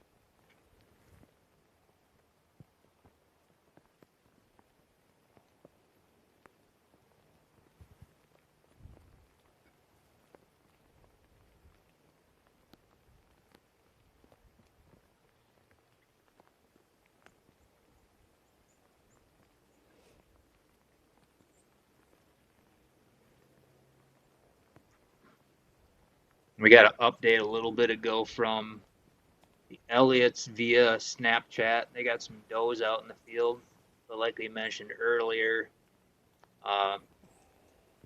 their service wasn't able to connect tonight, unfortunately.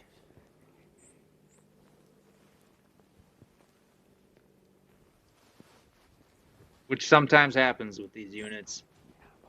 We put 4 of them out in the field and we can get 3 to connect. That's a pretty good night. You know, I think last weekend we might have had 4. But it's just, you're constantly rolling the dice with a lot of these areas you're hunting. You just never really know until you get into a spot what kind of service you're going to exactly have. Yeah, and it's tricky too because like the Elliots, they have perfectly good cell phone reception where they're at, and they're able to text and Snapchat with us, but their units won't connect. And then we've got areas where cell phone service might not be very good, but the unit connects and runs great. So it's like one of those things that like you can't just base it off, oh, I got good phone service in there, it should work. It just doesn't seem to work like that. Yeah. Cell service can kind of give you a pretty good idea of what you're going to have for connection, but it takes a pretty good service to stream these units. With some spots, like you'll have good reception in one stand, you go a couple 100 yards and you won't have anything. So, yeah, for sure. The joys of technology. Gotta love it.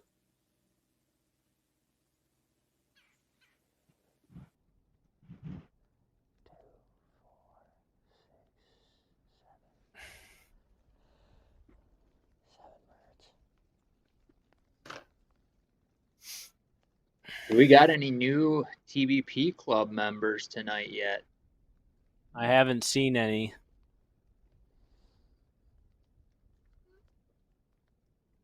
Get in on that before it's too late.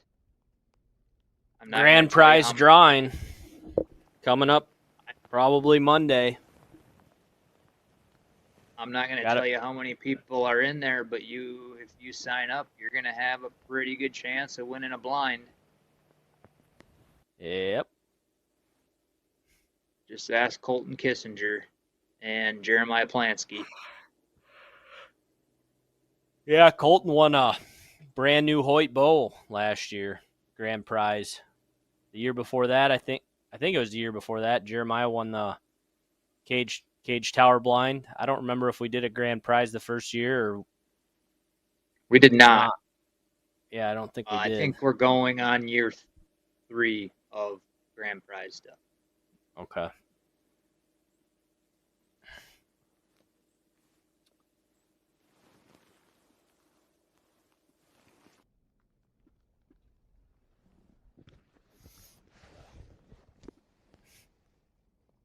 Logan's throwing the glasses up. See if he sees something here.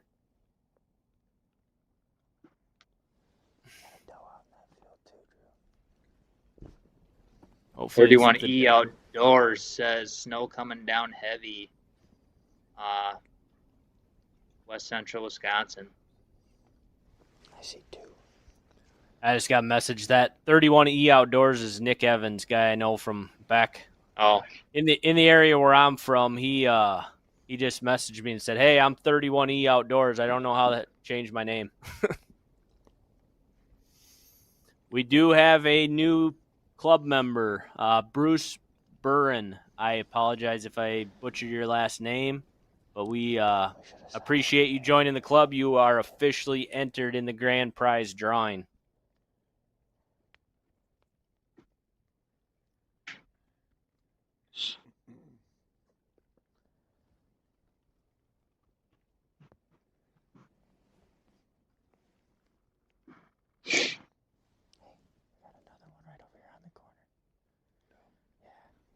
Logan's got some more deer. Small buck, it sounds like. Hopefully them big boys making their way over. Is that cut corn they're looking at, or what is that over there? I think that's cut corn. I did notice where those bucks were earlier. It looked like there was a little bit of standing behind them. Yeah, that's what I thought I seen. Whatever direction that is to the left of them, there was some more corn standing. It looked like they're kind of a little bit in between both. Another one, he said? Yeah. Right here. Yeah. Deer starting to move there by Logan. A couple small bucks and some does popping out of the timber. Those of you just joining, Logan did have a shooter on that same field here earlier in the show, probably an hour ago now, I'm guessing. The buck ended up running off the field, pushed another buck off, and followed a doe into those woods. So pretty good chance that doe pops back out on the field at some point and brings that buck with. Colton Kissinger said he did a tending grunt. Fork horn came in on a string. He must have been watching Jimbo's calling classes. Good work, Colton. There's another one behind him. We Jessica should see. says We she should can't see believe next, she has to wait a year to find out about Josh's grandpa's buck. She just won't give up on that.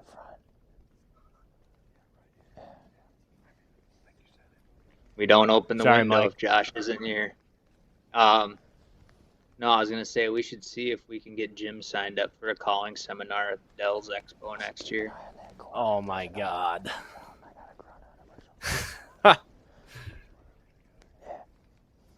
Oh, my God. I can't even imagine that. He would have his lanyard around his neck. You think? I don't know Okay, if so the name of the seminar that would come over the speaker, you know, like at all the shows they have the speaker announces when the seminars are. Yeah. I think it would be called Calling Mature Whitetails with Jim Seabright. Oh, my God. I don't know if that would be good.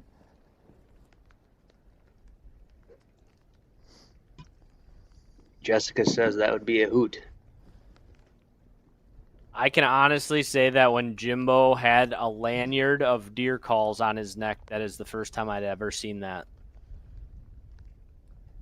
He had a legit goose lanyard with deer calls. You guys, you see my snap earlier, my elk? Picked that Where'd bad you- boy up today. Got him right behind me. Show him off. Sick. I don't know where I'm going to put him.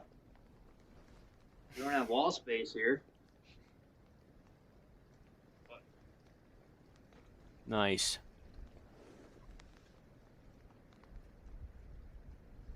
Give you a 180 look. Hell yeah.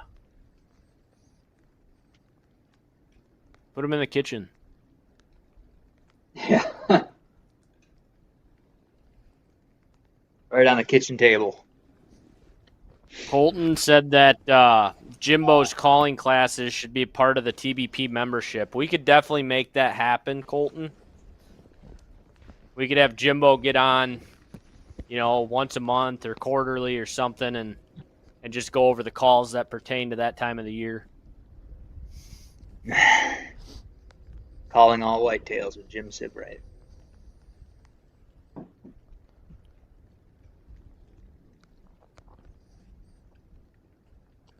He draws an Iowa tag next year, and I would about guarantee he's going to rattle up something big. And then we're not going to hear the end of it. Yeah.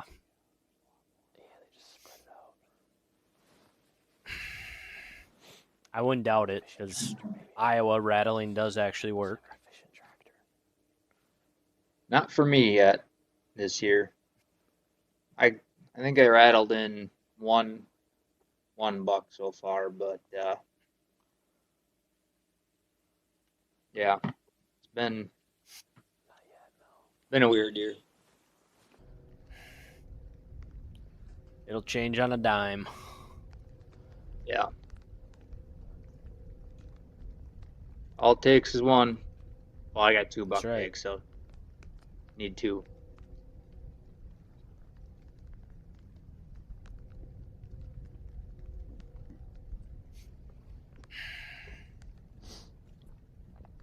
Just so you know, Jessica, you got Spitzley giggling as he's typing replies to your chats. Now the giggle has escalated to a laugh. He's almost on the floor. Now he can't talk.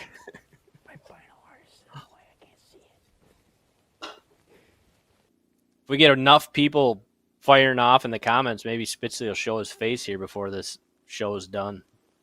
I don't know if he's new member, TVP club member. How do you say that? Editor? Bon editor. Bon editor. Welcome to the club. I think it's supposed to be bone, but they bone just ditter? use the E twice. Either way, welcome to the club. You are entered into the grand prize drawing for a cage tower blind.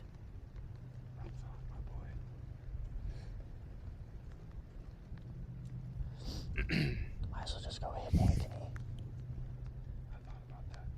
Correct. Bone editor. LOL. I picked up what he was putting down. Jessica says he's too shy. He only makes Josh show the pictures of what his desk looks like for proof he does something. He's giggling again.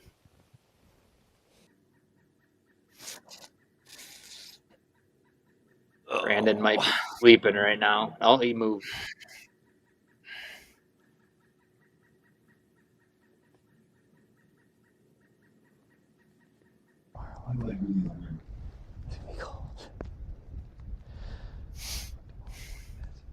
Yeah.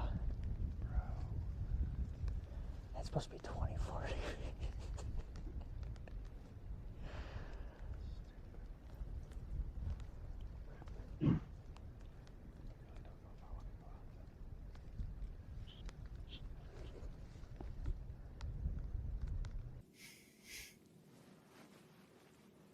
Let's get a buck out on one of these spots here. I know. We are overdue. Jaden's drawn back. He's just staying loose. That looked like a pretty sweet spot. Quentin kind of panned out to it earlier. They're sitting over, it looked like a cornfield edge, but it had probably about a 10-yard, maybe 15-yard gap between the woods and the corn. That just looked like it'd be a picture-perfect spot for a deer to come just cruising the edge. Hopefully they're ready when he does. Oh boy, Logan's got a shooter. Oh. Hang on to your britches. He said I'd shoot him. That's what we're behind a waiting doe. for. I think that's a doe.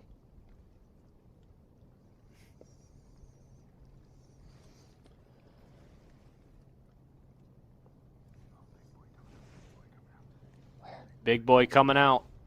I can hear Oh. Andrew talking to Logan. Oh, I can see his horns from here. Oh shit. 2 potential shooters on the field there by Logan. Looks wide, whatever it is. Oh, there's 2. That one in front looks a little smaller. That back one had a big frame. I don't know where that big boy's at, but Shout out to Kevin Trent for joining the TBP club. You are officially entered into the grand prize drawing for the cage tower blind. We got Logan banging on the antlers right now. He's got 2 potential shooters out in that cut corn. Might be a hot doe out there also. Is that the big boy?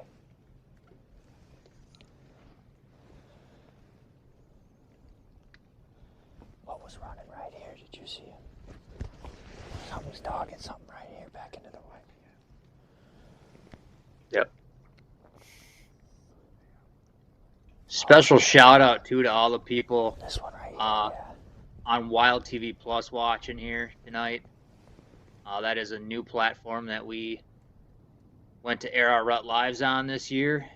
It's been great bringing it to a new platform. We look forward to growing that relationship here in the future. We are also airing these later on in the week, cut up versions of them on Wild TV also, linear. So if you enjoyed the show that much, you can go back next week and watch it again.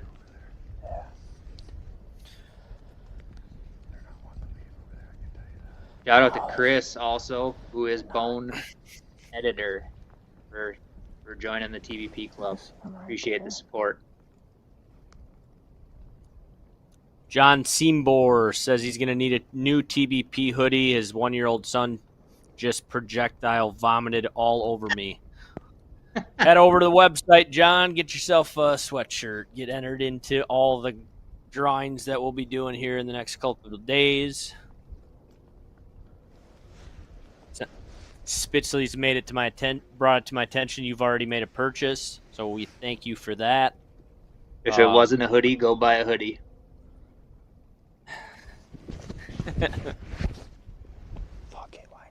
We got 31E Outdoors saying he would attend Jimbo's calling seminar in the Dells if a case of lattes is included with registration. We could probably make that happen. The problem is going to be convincing the show committee to let Jimbo have a calling seminar. He's a pretty smooth talker. I think he could pull it off. I think he could too. I think it'd be a one and done, though. I've seen him at the Whitetail on a Friday night. He's a smooth operator. Kevin Trent says if he wins the grand prize, he's going to need an elevator to get into the blind.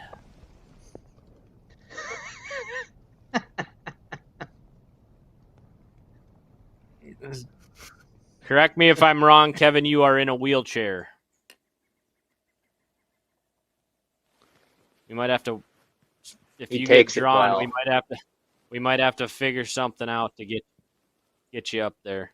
No, I think Kevin is actually buddies with Carrots. Yeah, I think him and Josh know each other.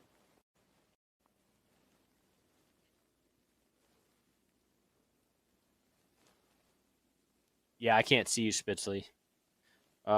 Justin Vogel says the cage blind would be nice to get the kids out. They're definitely super nice for that. For those regards, Justin. I took my girlfriend's son hunting with me this year. Just the blinds, for taking young hunters, or even if you're not taking young hunters, it's just nice to be able to crawl up in those blinds and you can get away with a lot more than you can sitting in a tree. Obviously, it's a lot more comfortable. You know, you can get out of the weather a little bit. You know, we started working with cage blinds now.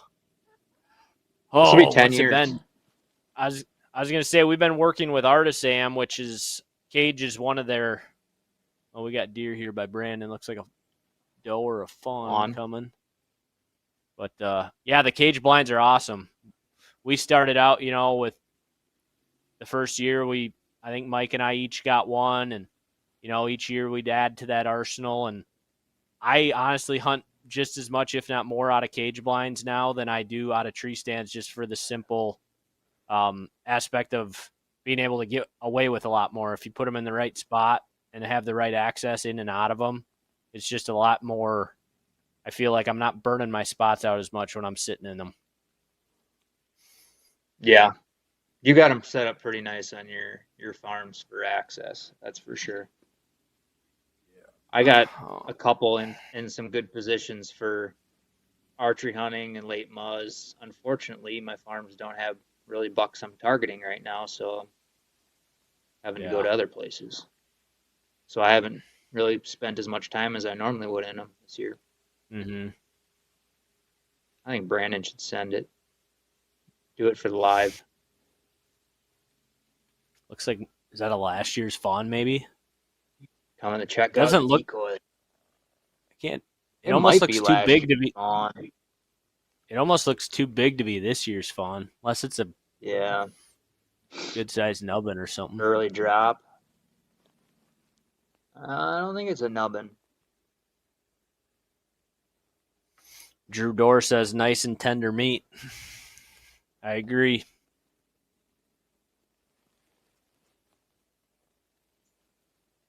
Nothing will beat the fawn I shot when we were in college, Mike.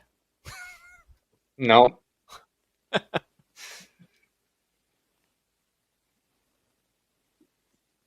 That one, let's just say we ate it in a week. Yeah, we did.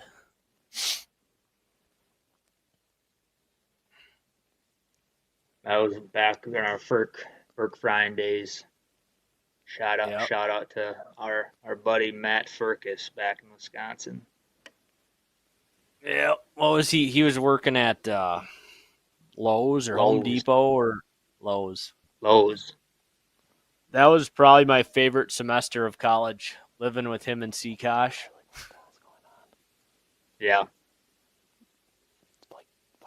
You could go back and live that year on repeat. That was the year the Packers won the Super Bowl too, so it was a good time to be alive. Yep. Killed a lot of brain cells. And didn't go to a lot of classes. Did a lot of hunting, killed a lot of brain cells, somehow graduated from college.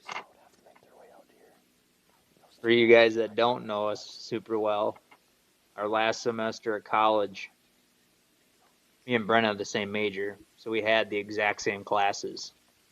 And it just so happened we had them set up where we had classes Monday, Tuesday, Wednesday, and then we had a Friday lab class.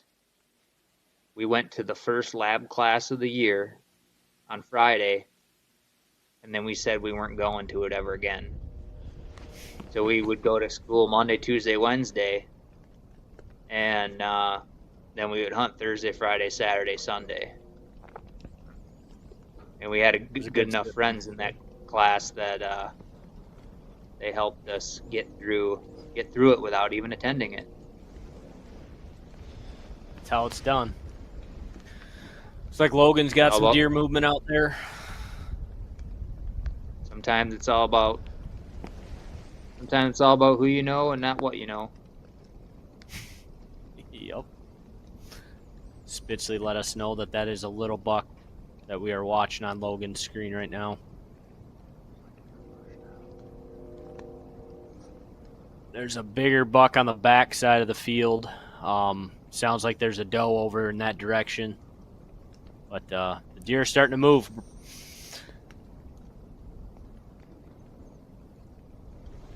He's staring over here somewhere. He's gone.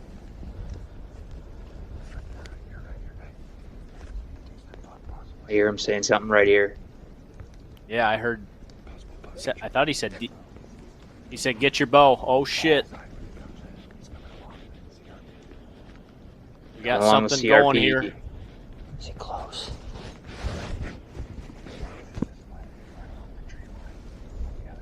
It's to the. I think it's to the right there. Is he gonna come through right here? Give him a little grunt. Oh, I see him. It's out of focus, but I see him. I think that. That might be some grass. No, there's something. Okay. Get in focus. Here we go. This is stressful. Oh, I see him. Ooh, that's just, looks like a solid buck.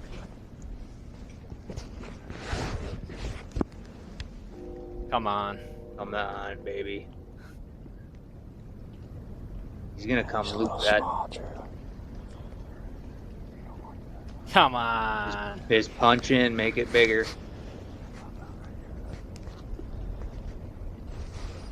Camera adds 10 inches. We're about to find out if these guys are team players getting ready to shoot a mediocre buck for the live audience. Is that a doe right there, or was that him?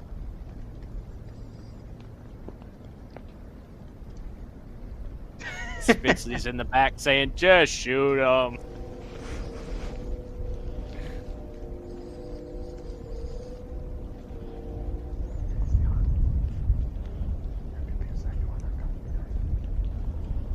He's wounded. You got to take him out, Logan. Let's go.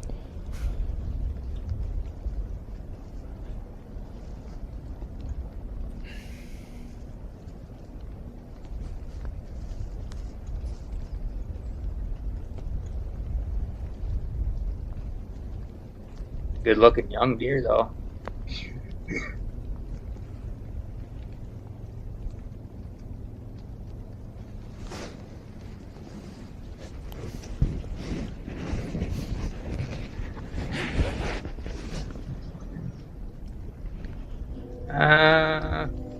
I think he could be a 3. Yeah. He might be a 3.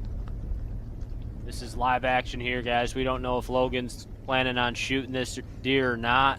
We think he's going to let him walk, but at the same time, we don't know, so be ready. They should be in that thing. Walk. They were talking about that earlier. That's a tower blind that they were working on and didn't finish. They said it'd be nice to... What just happened? You just hit the wind or something? Or you saw the picnic table there and freaked out. But yeah, that's an unfinished blind that they wish they were sitting in tonight.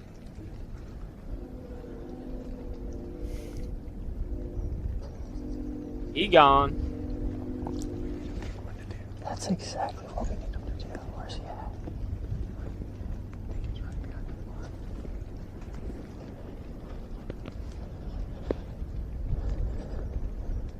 They think the young buck's still hiding behind the house, aka the unfinished blind.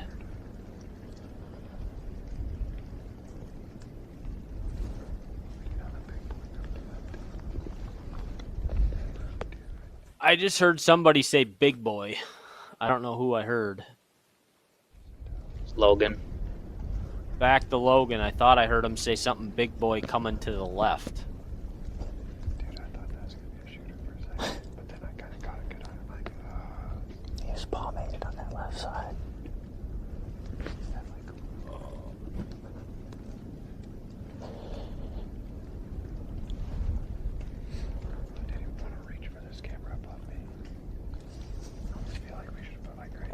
Yeah.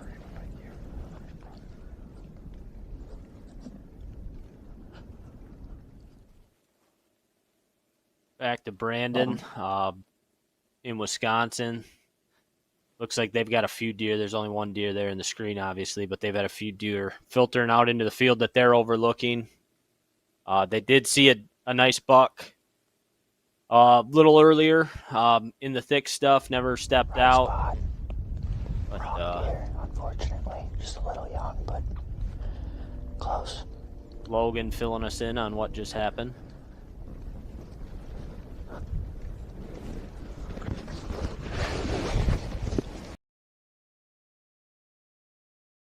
Next summer, what's hunt stock? Fill us in, Tony. I've never heard of hunt stock, but if it's anything like wood stock, count us in.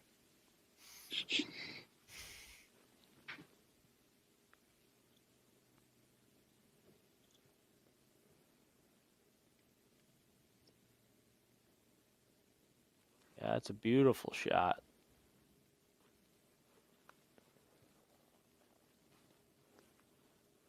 Almost looks like that deer's eating in slow-mo.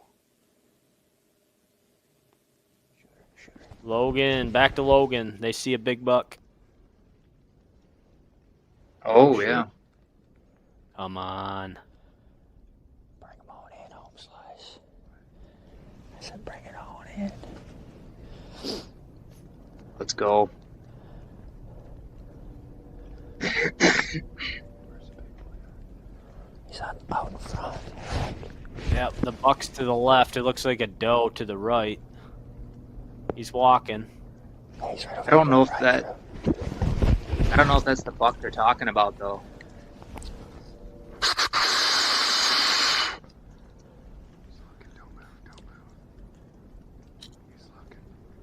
It's getting real here. There's another buck there to the left of that doe. I see There's one a way buck. on the left edge of the screen. Yeah. Yeah. He's for sure a shooter.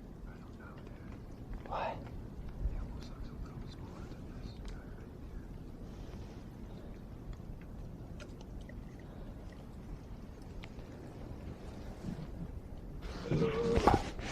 Jessica asked if we have dates for the Dell show.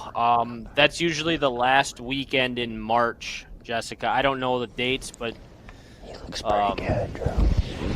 Let me pull up a calendar real quick, and I can probably tell you what it's going to be. It's usually the last weekend in March. Yeah. But Looking last at year, I a think it was calendar, different. looking at a calendar, I would imagine it's going to be the 27th through the 29th. Don't quote me on that, but that's an educated guess.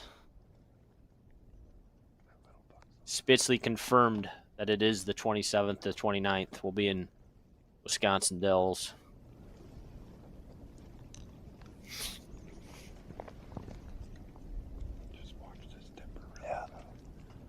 But if Jessica's going to be there, Spitzley won't be.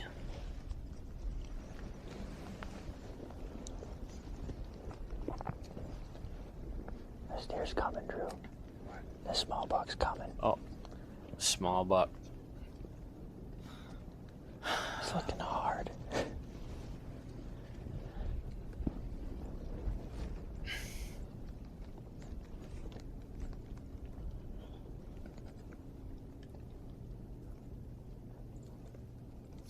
Tony Austin says hunt stock is in Beaver Dam, July 16th to the 19th. Look it up. Should be right up your alley. Never heard of it. I'm going to go look it up right now. Check it out.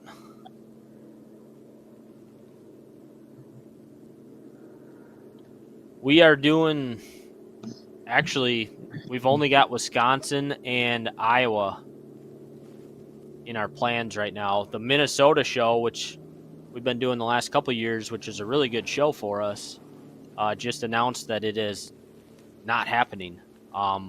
It sounds like the venue got double booked. And for that reason, the show that's been going on for 20 years is not happening this year. I just talked to the guy that runs it last week, actually, and he was not very happy with the venue, to say the least. Someone's got to be getting fired over that. Yeah, I don't know. Bad deal. But, yeah, so right now we're only planning on the Iowa Deer Classic, which is the first weekend in March, and then the Wisconsin Dells Show, which is the last weekend in March. Kicked around the idea going back to Ohio. We did Illinois last year. Wasn't real impressed with it, to be honest. So yeah, right now we're just planning for Iowa and Wisconsin. Hunt stocks July 17th to the 19th. Dodge County Fairgrounds, Beaver Dam, Wisconsin. Not far. Got guys from the hunting public there: Dan Inkfault, John Eberhart. I don't know the other three guys. I'm surprised I've never heard of that. It looks founded in 2021. It says. Oh, so it's fairly new. Fairly new, yeah. Anybody listening go to Deer Fest this last year? It was in, I think it was in Stevens Point. They moved it. We went to it last year in Oshkosh, and then they moved it again to Stevens Point. Be curious if anyone watching went to Deer Fest in Stevens Point this year. How was it?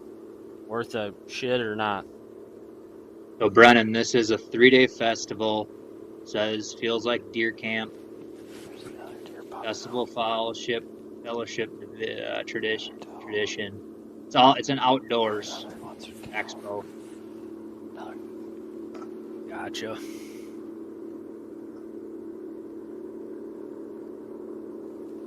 Looks like Brandon's got some more deer popping onto the field. This fawn's coming right at us. Jessica asked about Michigan. Never looked into any of the shows in Michigan. Not sure what they're like or where they're at. Spitzley's never really said anything about any big banger shows, so hasn't been on our radar. Pull tabs would be good there, she says. Pull tabs are good everywhere, Jessica. They're especially good in Wisconsin, though.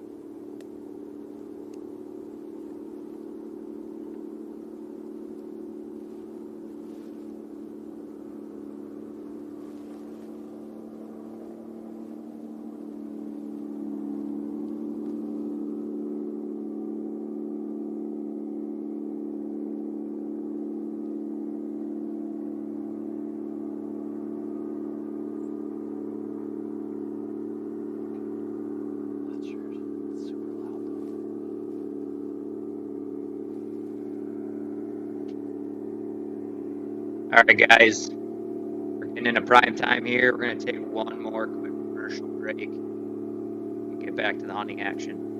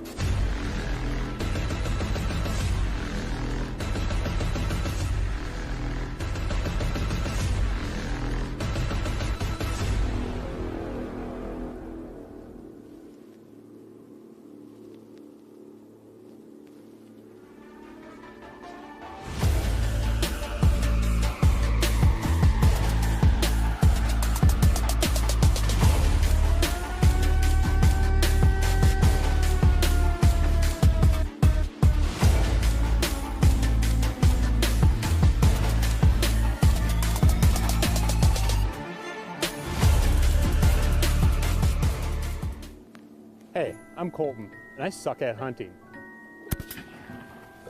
But you know what else that sucks? Insurance.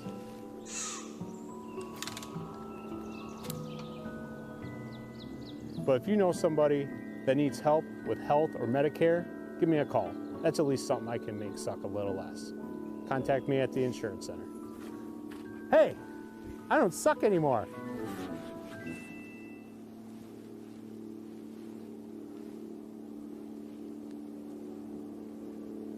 All right, back back to the hunting action after Colton Kissinger's sucks at hunting commercial. And if What are your anybody is cameras doing wondering, tonight? I honestly haven't looked.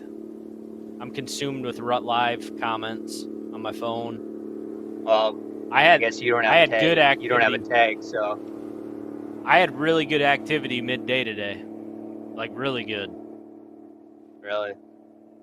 Yeah, from, I would say 11 to 2. But I haven't looked at them since we started the show here tonight. I'm just doing a Why, you quick got little check in and see what we got. We got some bucks on does.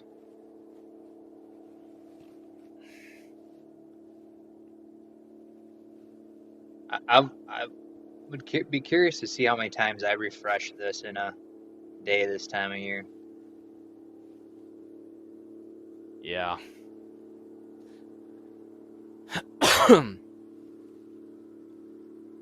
Yeah, it's definitely the There's first 40 minutes of my day, and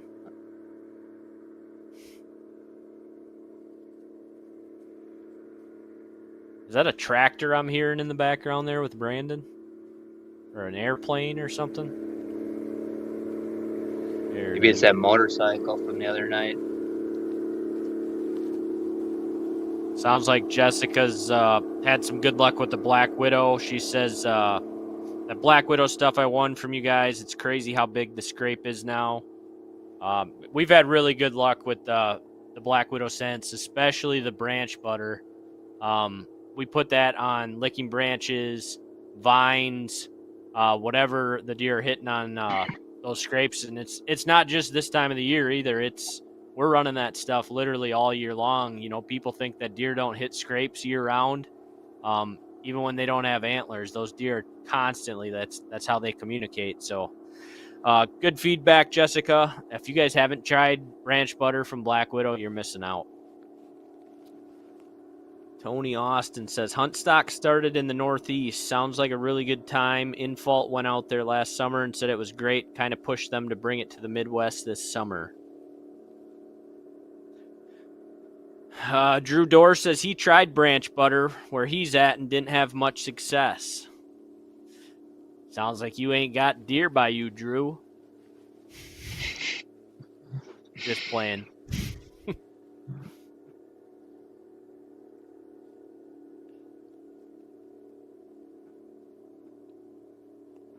I put some out. What is their? Not the well. It's a branch butter, but it's their. Is it Triple X? It's called. Well, they make the. Is that what it's called, Brennan? Yeah. Well, they make a hot and ready like butter also. Yeah. Yep. Yeah, I put that out on my new permission farm. That was a couple weeks ago, and it was like on a new scrape. Like it wasn't pre-established or nothing, and the deer have just been ever since I started. It took a day or two for them to find it. Since they found it, I have usually a few bucks hitting it every day. Yeah.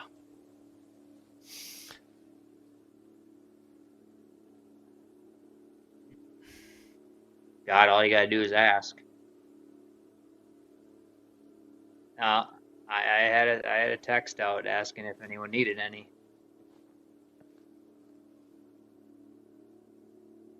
Well, Jim and Jacob reached out, and I got them hooked up. Lee Weber says Infault is such a hippie. I don't really know the guy. Jessica asked if we have any towers laying around without the cage. Stop asking for free shit, Jessica. Come on. Drew says he's going to try the hot and ready in Oklahoma when they go. Should be right during the rut. When you going to Oklahoma, Drew, we've hunted a little bit in Oklahoma. Mike and I used to do a little hunting around that first week in December timeframe. We've seen a lot of rutting activity that particular time of the year. I'd just be curious to see like when you'd consider the peak rut to be down there.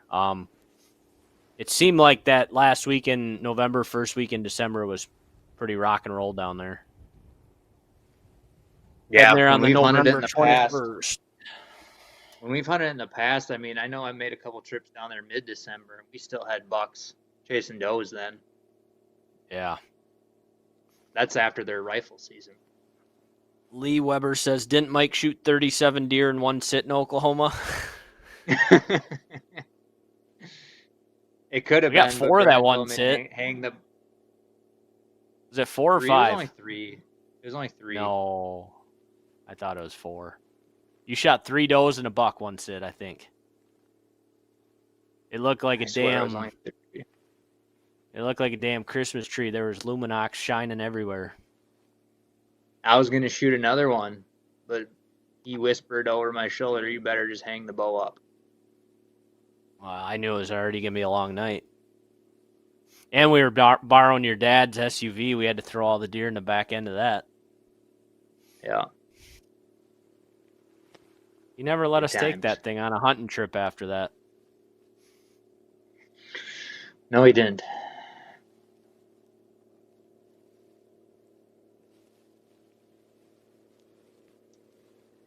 Light's kind of dwindling down here for the boys in Wisconsin.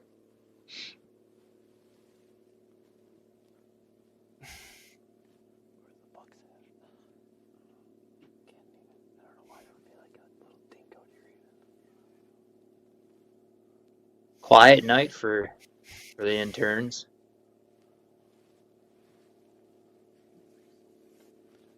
I don't think the I don't think interns they've have seen a a deer deer yet. at all yet. Logan's definitely had the most action as far as bucks around them. They've had a couple shooters out in the field. One small buck came out in front of them. And from what we can gather is the bigger bucks are tending to some does out there.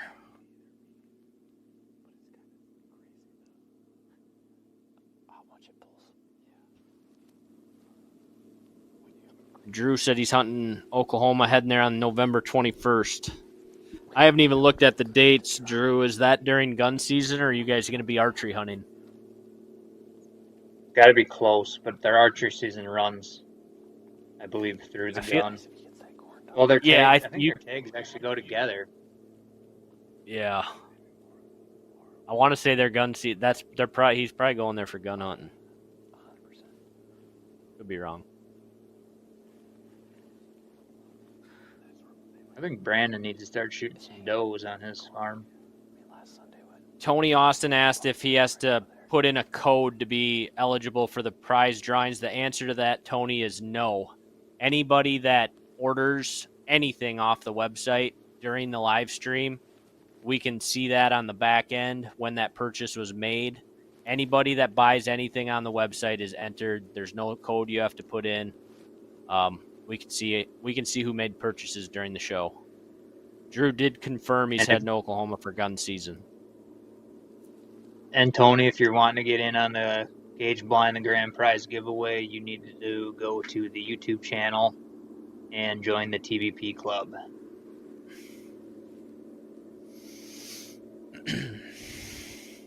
Yep, the only prize not included in website purchases is the grand prize, which is the Cage Tower Blind. And like Mike just mentioned, all you got to do is join the TVP Club on YouTube. Automatic entry. All the drawings are going to take place likely Monday or Tuesday of this week. So all the winners will be notified either through email or direct message on social media.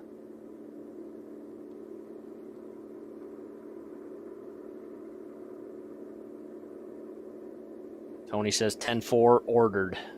We appreciate it, Tony. Thank you. Thanks, Tony. You remember Tony from college, Mike? He lives near where I'm from, but he was in college with us. I can't remember if he was up at Tree Haven with us. He might have been. I wasn't up at Tree Haven with you. Oh, okay. Well, maybe he was up there when I was. Later. You went the summer before.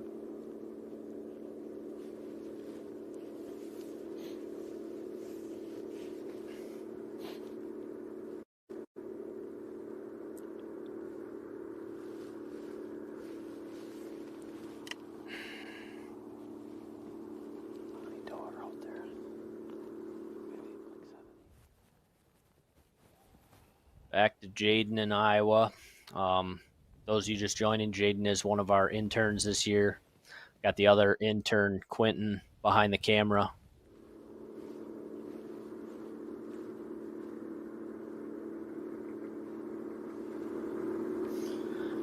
All right, we're getting down there on light in Wisconsin, so we're gonna check in with Brandon here. He's kind of gonna give us a recap on his night.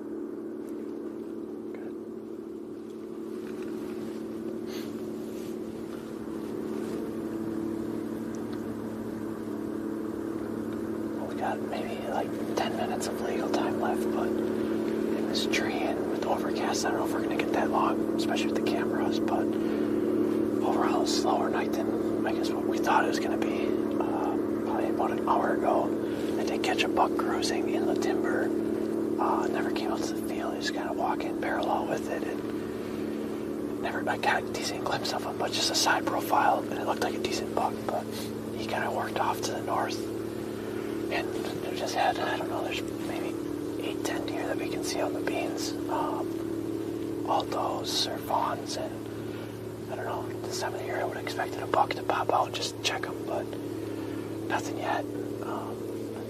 Guess we'll give it the last couple minutes here and see what else shows up, but I think the plan for tomorrow, and it's supposed to cool down tonight pretty good, and it'll be cold and windy tomorrow, so we're going to sneak back into a spot that we haven't hunted all year. It's going to be hanging hunting, kind of in their bedroom. It's going to be off of a cornfield and the bean field back in this timber over here, so it seems like a pretty good funnel. There's a lot of trails. We speed scouted it 2 days ago just to see if we could find a tree to hang and hunt in, so if nothing shows up tonight. I think that's our plan for the morning, but fingers crossed something pops out yet. What?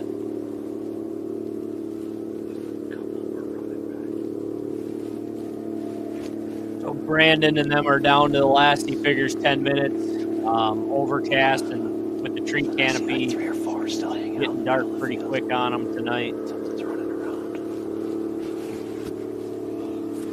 What chased it off? They got a tractor, sounds like, right at the bottom of their tree. John Deere, if I had to guess. Spitzley thinks New Holland.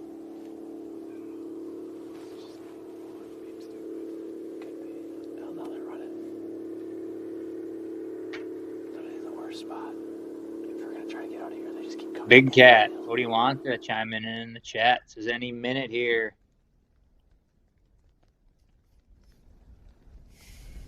Big Cat was messaging me earlier this week. It sounded like he was hunting southern Wisconsin this weekend. Yeah. I saw a snap from him the other day. That's what it looked like. Back to Logan in Iowa. These guys obviously got light a little bit longer than the Wisconsin boys. Probably roughly 20 minutes. 20 minutes light once the Wisconsin boys lose it.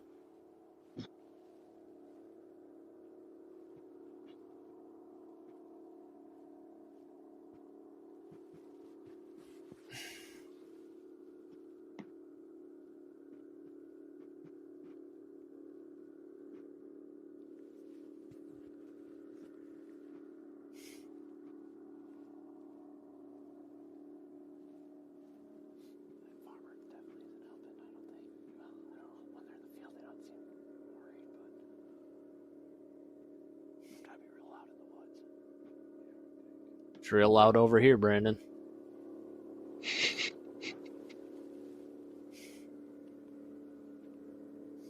That's pretty crazy how loud that tractor is. I'd be curious to know how far away that is. Usually that's not a good sign if tractor's out in the field near you. Unless they're picking corn.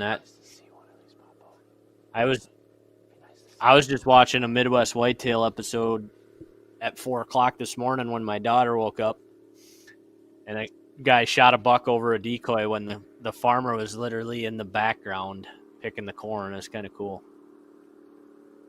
Remember when we were hunting Kansas out by Cody's and they were picking corn? We had the decoy out. Oh, when Guy they stopped and looked at it? Yeah, the guy stopped the tractor and took his phone out and took a picture of it and kept on driving. Yeah. Let's just say we did not see a big buck that night. Yeah.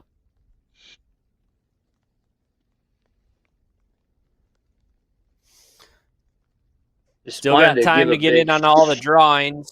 Yeah, go ahead, Mike. Sorry. Yeah. No, I just want to give a big shout out to everybody that has purchased stuff on the website, whether it's tonight or over the last few weeks.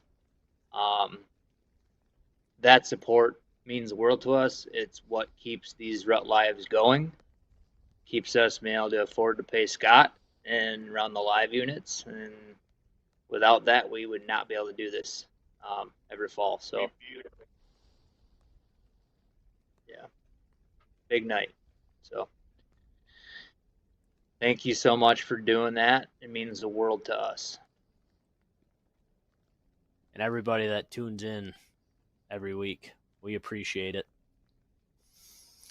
We appreciate all the engagement. Jessica, I know we give you a lot of shit, but we appreciate it.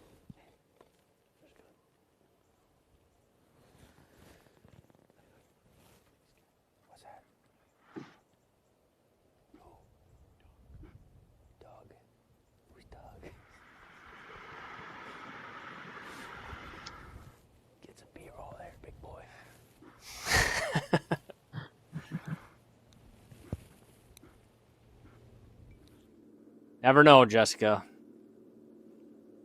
If we can figure out how to ban somebody, we might just have to do it.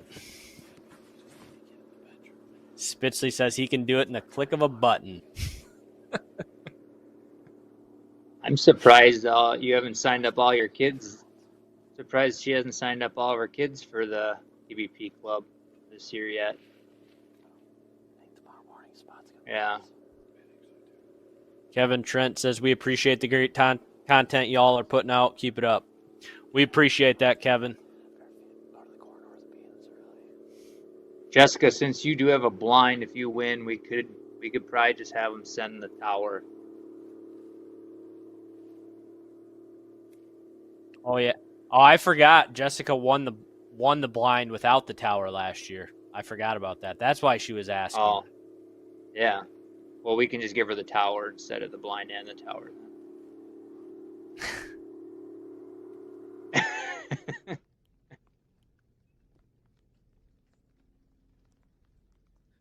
We'll have to do some sort of last year I think we did a video. We videoed the grand prize. We should probably do that again this year. Yeah, we'll do that. We did that at the intern house, I think. Yeah, you might. You might have to do that, Mike. Yeah. Have the interns you guys do film it. Yeah. If you guys do, if any of the products we're giving away from the partners, if any of you guys don't win them and you're still interested in them, go check out our TBP partner page on our website. Some of those partners, we do have discount promo code options also. Helps you save a little bit of cash if you're wanting to pick any of those products up.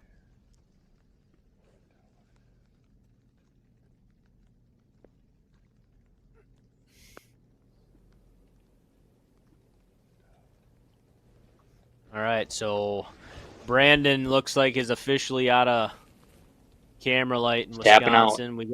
We got Jaden and Logan in Iowa. They probably got, I'm going to say 15 or 20 minutes of legal light left. Jaden's got 28 minutes, Spitzley said. But I don't know if they're going to lose get it that on a cloudy early day. tonight, though, with it being overcast. Yeah, it's already looking pretty dark.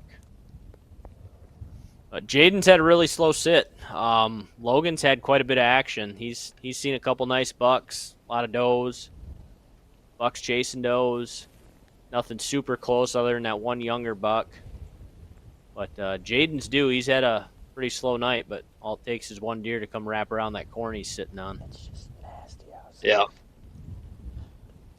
Both these guys sitting in some pretty shitty weather tonight. Winds blowing pretty hard, rain, snow mix. They're toughing it out to the end here, though.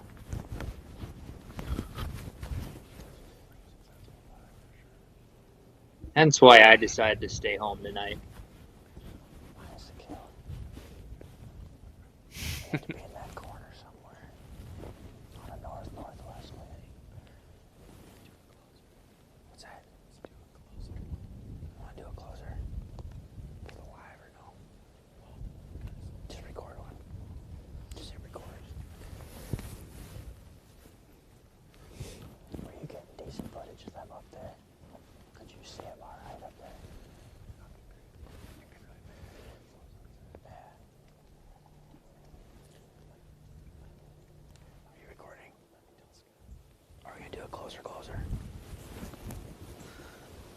I guess Jaden's going to close it out here 25 minutes before legal shooting.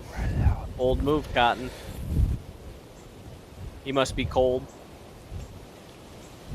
We still have like 25 minutes.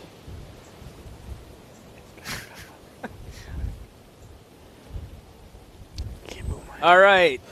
The interns are doing some intern type shit right now.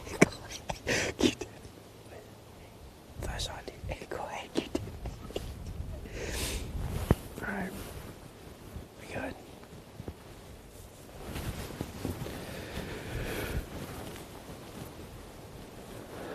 Good.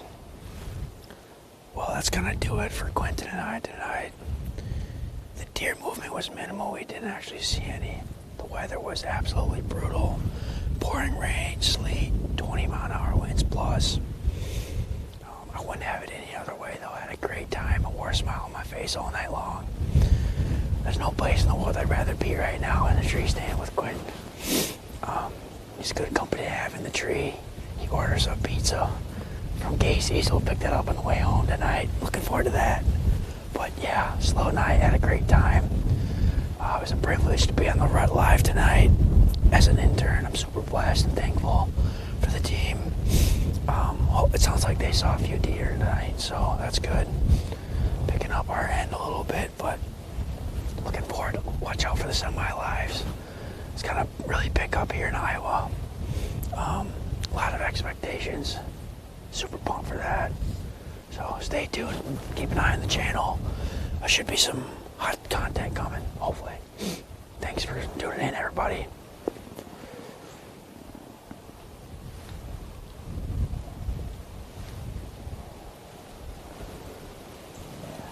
You should he told me the other day we went out hunting in the evening. He didn't eat breakfast in the morning, and you would have been absolutely blown away with everything he ate during lunchtime. Yeah, what do you eat? I can't remember the whole list of stuff, but I remember there was eight chicken legs he ate for lunch. That was one of the items. There was a few other snacks. And then he went to Casey's for something else. But he did a caloric add up when he in the tree last night. It was like over 4,000 calories he ate in one meal.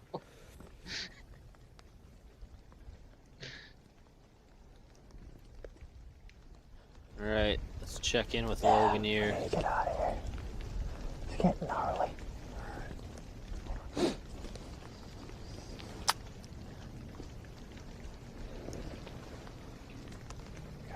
Looks like the Iowa boys are tapping out. They've been sitting in the rain and wind all afternoon. It's getting dark early on them.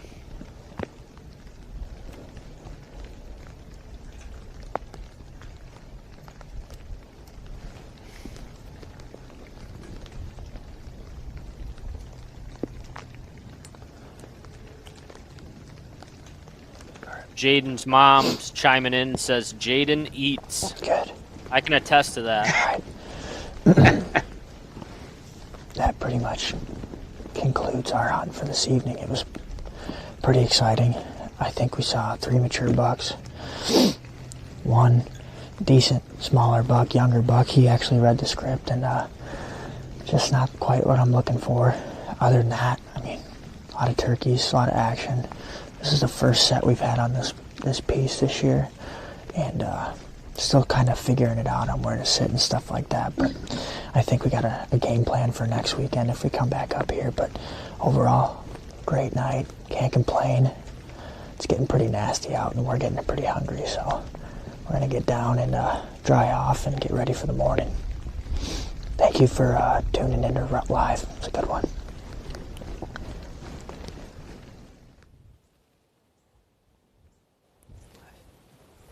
And we're down to one here.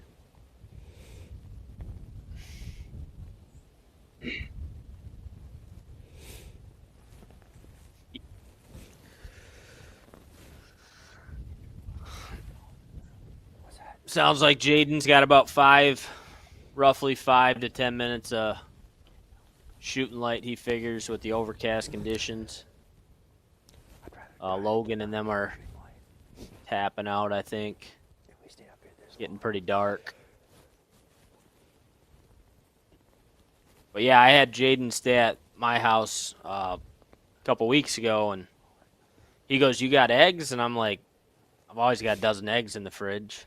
And he's like, "All you got's a dozen?" And I'm like, "What do you mean? Like, all you got is a dozen?" He's like, "Well, I usually eat 8 to 10 a day." And I'm like, "Well, you're gonna have to go buy some eggs then, because I eat 2 a day, not 10." It is impressive. Like, I feel like I can hold my own eating, but it's a whole different level. Food's I mean, groceries is like probably the biggest expense of the month for most people, and then he eats 4 times the normal person, so that ain't cheap. He does a lot of lifting though, so Yeah, needs protein. burning all those calories. Let's get a cruiser, quick little cruiser at the end here. I know, it'd be nice.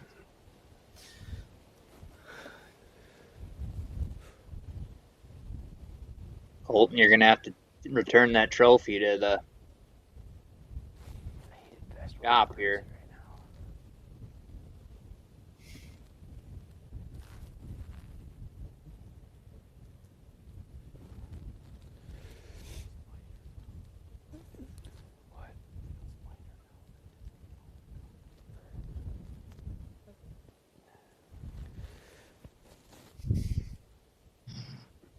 All right, we're going to take a quick break here before Jaden closes it out in Iowa.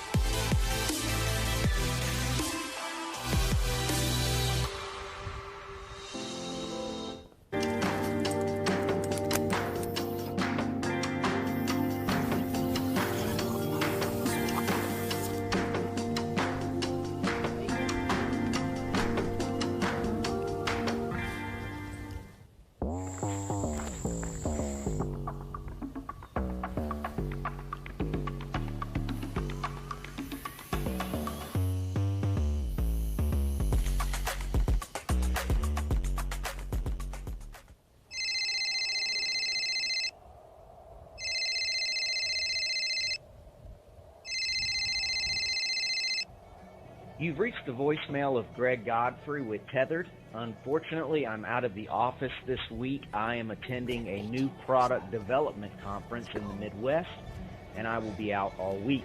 Please leave me a message, and I will get back with you as soon as I can. We still on it. And we're back.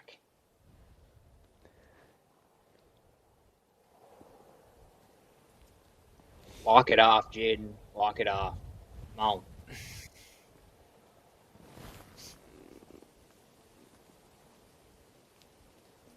Jessica asked if we ever post on our Snapchat for the breaking point. I did for a while. I guess I don't have a good reason that I don't right now. other than too much social media in my life. So it was one that I thought we could get away from and just focus on Instagram and Facebook. Start focusing on golf. Start focusing on golf. The one reason that it was kind of a pain in the ass is because, like, on Facebook or Instagram, you can run a business app or whatever, and you can just bounce back and forth with a click of a finger from accounts. On Snapchat, unless they changed it, you have to sign out, sign in, and it just was a lot. So yeah, I guess that's my answer. You could always add in the good old TikTok. Tried TikTok for a very brief time. Didn't like it. Feel like I'm too old. Spitzley probably has a TikTok. Oh yeah, He's nodding his head yes. Scott definitely has TikTok. I feel like there's reels on Instagram, there's reels on Facebook. I don't need reels on TikTok too. Scott's young at heart though.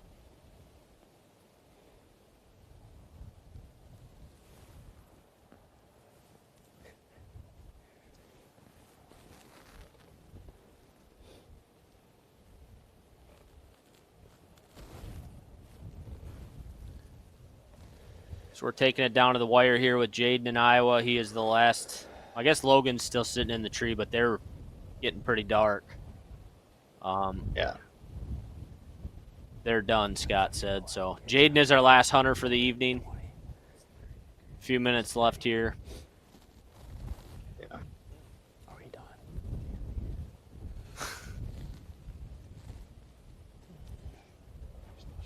All right. Sounds like they're going to pull the plug here. They've been getting rain, snow, wind all evening. Sounds like they got a Casey's Pizza waiting for them.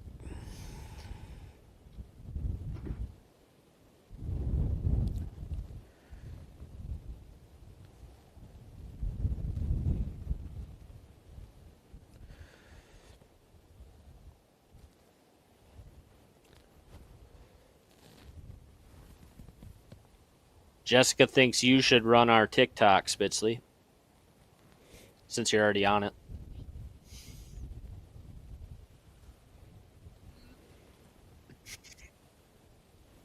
Yeah.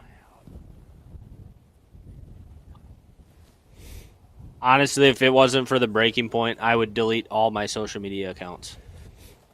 Yeah, I'm the same. I would feel probably like not it's- even post on anything on my personal. Yeah.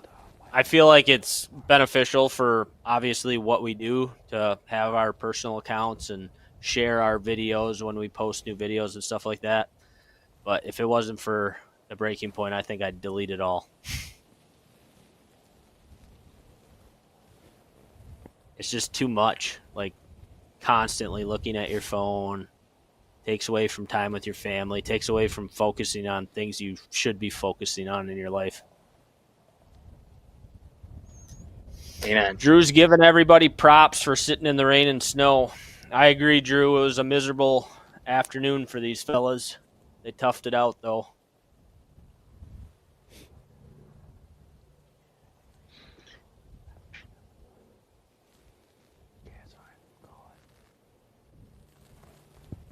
Sounds like they're pulling the plug here.